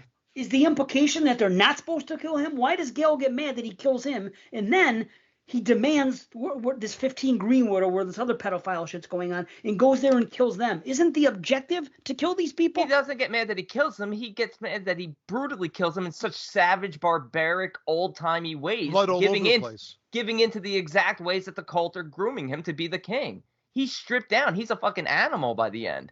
Gal is still keeping his professionalism. There's a great line. Okay. There's a great line that says, you know how you know you have a great painter? That after they've done a job, that was a good line. They don't have... Yeah, their overalls are clean or whatever. And ultimately, he's saying that you fucked this up because you're covered in blood. This is not a professional way of doing it. He yells at him that it's not a crusade, which ties into King Arthur and stuff. I mean, he's losing his professionalism. He's losing his humanity, which is what the cult wants. Yeah, but remember when they go to the second place and the one guy is all fucked up and like beaten to death almost, and he gets mad and goes, "What about him?" And he goes, "Boom, boom," and he shoots him in the head. And he goes, "There you go." Why would he be mad that he went there and did that? Wasn't that the objective? Weren't they paying him to go there? And kill these people? No, not that guy. How do you know? That was a side shot. Because the librarian was the thing. The librarian gave up this other guy. He went there. Gal didn't even want to go there. He's like, "Oh no, we're going there." Jay's crusade. Yeah, this was Jay. It had nothing to do with the kill list. The cult doesn't care. How do you know? We didn't see the kill list. This is what I'm trying. How did I not figure out that he was only supposed to kill one particular person? Because if he had killed the guy before he spoke, you never would have heard that the address mentioned. Yeah, but there was a reason he was sent to kill this particular person. So I'm thinking they're trying to bust up this fucking pedophile ring. Why would you just kill this fucking guy and not the people? These are all members of the cult, which is even crazier. Like these are not even members that have done something wrong. These are people. They're all thanking him for killing him, for him coming to kill them. It's just on me. They're actually not, which is even weirder because it's set up. It's kind of like the switch and bait in the sense, like it's set up to think like at first when I was watching this and my wife came in and started watching it, and when the priest says thank you for turn around because and she thought she was thanking him so that he didn't have to face him being shot. So did I. We learn later. So it's really great that they started like that. So it's kind of like you're like, why did? And then the second time she's like, why is everybody thanking him? I said, you'll see. And also and with so then it's sorry. No, go ahead. No, I think I was just finishing my thought. Is that they continue this motif of them thanking him, knowing that this guy's coming to kill them. Yeah. For their higher power, for whatever higher order to create him as the new leader or whatever it may be. To deconstruct him, what is the terminology they use? Yeah, that's what reconstruction, which is like a return to like this old barbaric way of like thinking. That's why everything ties in with like King Arthur and stuff like that, and why he's him losing himself and becoming ultra violent ties in perfectly for what the cult wants. So why is he the chosen one? Because of his demeanor, the type of person he is. So he's not really the chosen one. He's not going to lead the cult. He's just going to be their biggest heavy. That's what this whole thing comes down to. That's the end of the game, is that this guy doesn't fuck around. He goes in there and he brutally kills everybody. We want him to be our top murderer. That's really all this comes down to. It is really nothing about a chosen one that he's some type of fucking thing they're going to worship. He's their king. He's their ideal of what they want. Because he's stripped of all his humanity. He's like... what do they want him for, though? You get what I'm saying? What do they want out of him? They'll worship him because he's sort of a picture of what they want their king to look like now. He doesn't have to kill anymore. He gets to be a guy in a hood because he I don't know. Well, you think you would Right. based on his demeanor and the fact that he's like, but the again, I wish I will be fully transparent here and say that I read this part and I wholeheartedly agree with it, so I'm going to regurgitate it. But this is not my initial thought, because I was like, well, wouldn't he have gone like ape shit or ham on all of them and just gone on a killing spree at the end after he found out what happened to his wife and child and what he did? But they said that by him doing that, he's now been reconstructed, and the fact that he stands there dazed and gets crowned, you realize he's gone through this transition now. Yeah. And that's exactly it. The old him would have gone and killed everybody. He's Payman now. Exactly. He's He's gone through this reconstruction. I wish I would have come to that idea myself. But you might have read the same article I read, where they were talking about Brexit and Trump and all that, and they were saying that this was like a precursor to sort of these political climates and how people are trying to return to like this. I got to look it up to the phrase they use. Well, one thing I liked too, and again, great image is when the family's playing together, the son's on the back, they're having the sword fight. Son's on the mom's back, and he's slaying them. That's a great foreshadowing. Oh, we don't get a lot of that in a lot of movies nowadays. Like I shouldn't say we don't. We get it. It's just not as widespread as I think it used to be, and that's a great foreshadowing for the end. I couldn't believe, I forgot how abruptly it does end. Yeah, then like it literally is him getting crowned. And it's like kill list. I'm telling you, like I see it now. It's very similar to Hereditary with some of these things. So it's like in a way, except there's nothing religious to be gained for anybody. At least in Hereditary, these people, it's going to pay off in riches, and we know about it. And their beliefs, there's a sense of dread. Their beliefs are outdated, but they feel like this is their way, I guess, of still controlling the world or whatever, because these are the elites. There are themes relevant to the current political moment, such as a longing for a mythical past and modern fears of a homogenous society urging conformity to ancient, outdated rituals and beliefs. So they're sort of like. I didn't read that article. That's great. That's great. This is FatherSonHolyGore.com. If you I literally typed in kill list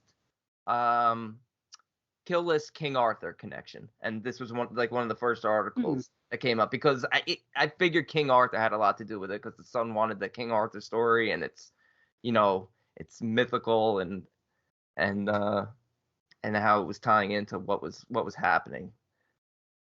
The difference is Payman was something that wanted to come back. It already was a seventh king of hell. It was something that it wanted to do and come here, and there was a religion tied to it. In this movie, you're literally crowning someone who doesn't know he's going to be crowned. He doesn't have a plan to come back and lead anything. It's just something that was ordained by other members that decided to crown him. That's the difference. That's why, to me, it's not like a Hereditary in that respect. This is just because he's dumbfounded as I was as the viewer.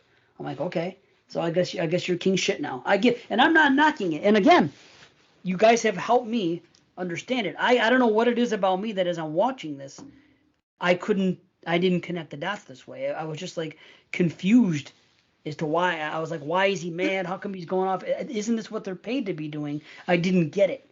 You know what I mean? And there's a little frustration in the sense of let's not explaining. I apologize, Dave. I don't know what's going on, but I've noticed the last 3 episodes, I think I'm delayed from you guys a little bit. So I apologize if I think I just talked right over you. But, no. You're fine. So I just wanted to add to you, I think you're right in thinking that there's a lot left to our imagination, but I think they give you enough to at least piece together what Brandon and I had mentioned and what you came up with. And then, of course, you can read online and get other people's theories as well, which is always interesting, too, like I said. Yeah, but it is definitely not thoroughly explained. But I get it, though. You guys have helped. No, listen, again, it was on me. I couldn't figure it out. Obviously, you guys did figure it out. You did explain. I read some things that it just may have been on me. So I can't hold that against the movie. That's my problem. It's not fair for me to judge the movie. I'm with you though. Folk horror has always been hit and miss for me because I always want to know the motivations behind, like, you know, when it's a cult film, like what's and you don't get that here.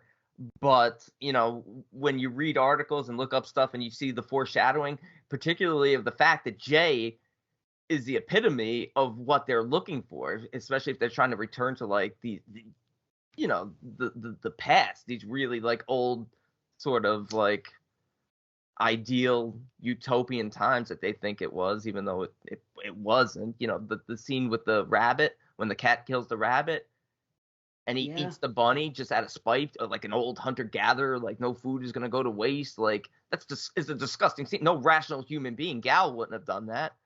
Gal would have gotten rid of it. But Jay is he's the chosen one, and Gal is just, like they say, collateral damage. And I do like the song. Yeah, when they're camping out in the woods, when Gal starts singing, "Hey, Mr. Bunny, it's getting cold. Taking the coat off your back. Hey, Mr. Bunny, it's getting cold. What you think about that?" Not that, yeah. No, that was cool. No, I do get it now. This helps me. So the discussion I couldn't give it a rating because I didn't know. I had questions. I didn't know. I also realized that there was something going on with Shell, which, by the way, another stunning Swedish girl. I looked her up. I go, look at this. I go, tonight there's 2 Swedish women, absolutely stunning. She's in The Descent. I don't even recognize her with dark hair because she has dark hair in real life and in The Descent, I'm thinking. But she, blonde hair is definitely, I don't know. They serve her well. She looks beautiful. But so I'm watching this, and I see that she has something going on because she supplied him with a gun. And she says something when they're having dinner about there's not going to be prayer at her table. So she kind of has her own trip going on that isn't, you know what I mean? So I don't know exactly what she does, but it seems like she's linked somehow with the business because we find out later that that machine gun or whatever it was, the Uzi, came from her, and that, you know, and they had that little bickering at dinner, and you see, oh, wait a minute. Now I know why she's bossed, because at first I'm mad. I'm like, why is she emasculating him in front of these guests? That bothered me. I'm like, she's really the one that's pushing here. And then I find out later that she kind of is the one that she has her hand in things as well. And I get that now. So that's just something else that I figured out. Yeah. So I appreciate it more now. I take the blame, I guess, because if you guys were able to figure out and I wouldn't, then that's on me. So I'm not knocking them. I just have questions, you know? Mostly, but I mean, like I said, like at the end, I'm like, why isn't he just like going insane there? So I didn't grasp the fact that the reconstruction was complete, or whatnot. I was like, because it happens fairly abruptly, but I guess not really because of their way of doing it. But there's that one guy that offers once he sees the gunfire, it's almost like he's expecting it. He just sort of says, "Here I am, shoot me." And whatnot, and then we find out that one of the people that pull off the mask is the doctor that wouldn't even look at his hand that was infected. Yeah. He had the rash. Maybe he's the MP. I don't know who was the actual MP. Is it someone that doesn't exist at all? Was it just a plant to get them there? The MP is the guy who steps forward. Who offers? Okay. So there's something that's not just mentally happening. I guess you could even argue because of that cut, the infection and the ensuing rash is maybe there's like actually something else actually happening internally within him, physically or whatever it may be, like a turning, if you will. But again, they don't really they set it up, but they don't give you the answer. Or I guess the end result is the answer, but I mean ultimately they don't spell it out for you. Is I guess where I was going. And the fact that they all say thank you. And step up like this, it's like, you know, if he should have screamed thank you, but it's like they're willing sacrifices for the better purpose. The reason why the librarian is like crying and begging and being like, this isn't fair, I think is because of the torture that he's going through. I think he just wanted a simple, you know, shot to the back of the head. True. But Wow, in terms of Shell's smile at the end, it would have been really cool if she smiled and said thank you, and then it cut to black. Yes. That would have been, because when she smiles, I'm like, was she a member of the cult? No, she wouldn't have, because then she would. Well, the only thing you could have, again, it's just her shooting the people. If they eliminated her shooting the people, at the cottage, I think you could be a little bit more on board with that. Yeah, that's true. Yes, because she was a great shot too. She was badass. Yeah. Yeah. Well, I mean, Wow. we get the setup because she was in the army, but if they have her kind of trying to protect her son, maybe not knowing maybe the total end result, but then getting captured. Obviously, she is captured, so she takes out 2 people or 3, and then eventually gets captured and brought over there. If they just took that out and maybe inserted that thank you, that would have been fucking. I still think that would have worked for. I don't own this film. I wonder if it has a deep, commentary on it. Whether it's a director's commentary or whatever, because I would love. This is a film where I'd love to see it picked apart. I was trying to read as much as I could, and there is a lot left unanswered and stuff, but I think there's enough there to make a great film, particularly the performances. Mm-hmm. It is really good. I enjoy it more. My rating comes in higher than. Yeah, my rating's gone up from the last watch. I'm not overly high. I used to hover around. I get it. I used to hover at 7.5, 8 for me personally, and I honestly think after watching it this time, I could recognize just from the performances alone that this is a super quality film, and I do appreciate Ben Wheatley as a filmmaker. I hated The Field in England. Maybe I owe it a second watch. But that was the one. I found that one to just be an utter fucking bore. But again, that to me is a film I put on par with like Barbarian Sound Studio, The Lighthouse, films where I'm like, I don't really understand what the fuck's going on. I can admit that. I'm like, what the fuck's going on? Maybe if somebody explained it to me, then I could appreciate it more. I mean, so. But this one, this time around, I give it an 8.5. Nice. Oh, that's exactly where I am, 8.5. Yeah.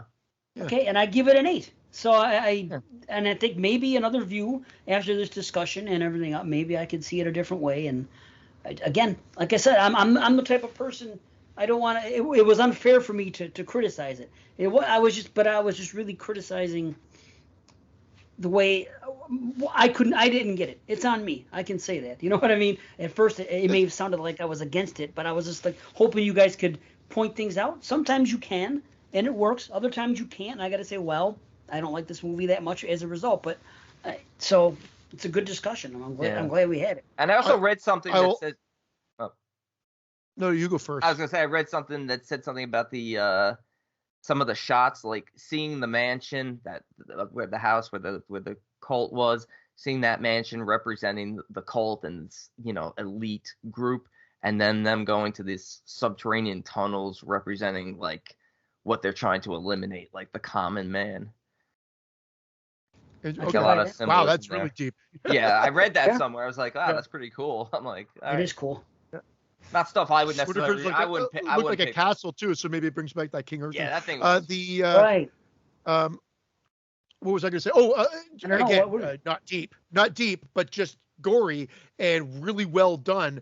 It was like I thought of Psycho 2, the end with the shovel, and how great of a shot that is because of the single take factor and the fact that he rounds that table and takes that hammer and busts that guy's fucking skull open. It is jaw-droppingly well done. Agreed. I love that. Very well done. The way that they did it in the way they shot that. So, but yep, great stuff. Great performances. Very underplayed. And we don't get that often. Not like dull, but just I feel like we're witnessing real conversations, and we are seeing best mates that do fight. And do make up and apologize and whatever. When he slaps Jay, when Gal slaps the face. Jay, and then they fight after. And then they fight. Yeah. And then they're like made up. Like that's man. That it feels very real. Everybody seems to like be playing themselves. And Wheatley even spoke about that. I read a little article where he was interviewed where saying like the characters like are very similar to the characters. And he said not that the character who played Jay was a maniacal killer, but that he had a short fuse like that. Like Gal was a sweet guy, but also had a tough side. And they all sort of just played off the type of personalities they were. And so it made very seamless performances. That's cool, man. Yeah, it's solid flick. I'm gonna have to watch it again. That's all there is to it. Let it digest a little bit, and I'll probably watch it again in a few months or something like that with this knowledge. So there you go. That's the end. 162. Did it? We're gonna be out. Yeah, we're gonna be out of here. We'll see you in December for a little dog shit. Celebration for our anniversary. Have some fun. Whatever. So that's that. So yeah, I guess we'll be out of here. Thanks everybody. We love you. Yes. Thank you everyone. Manchichi. Peace out. You say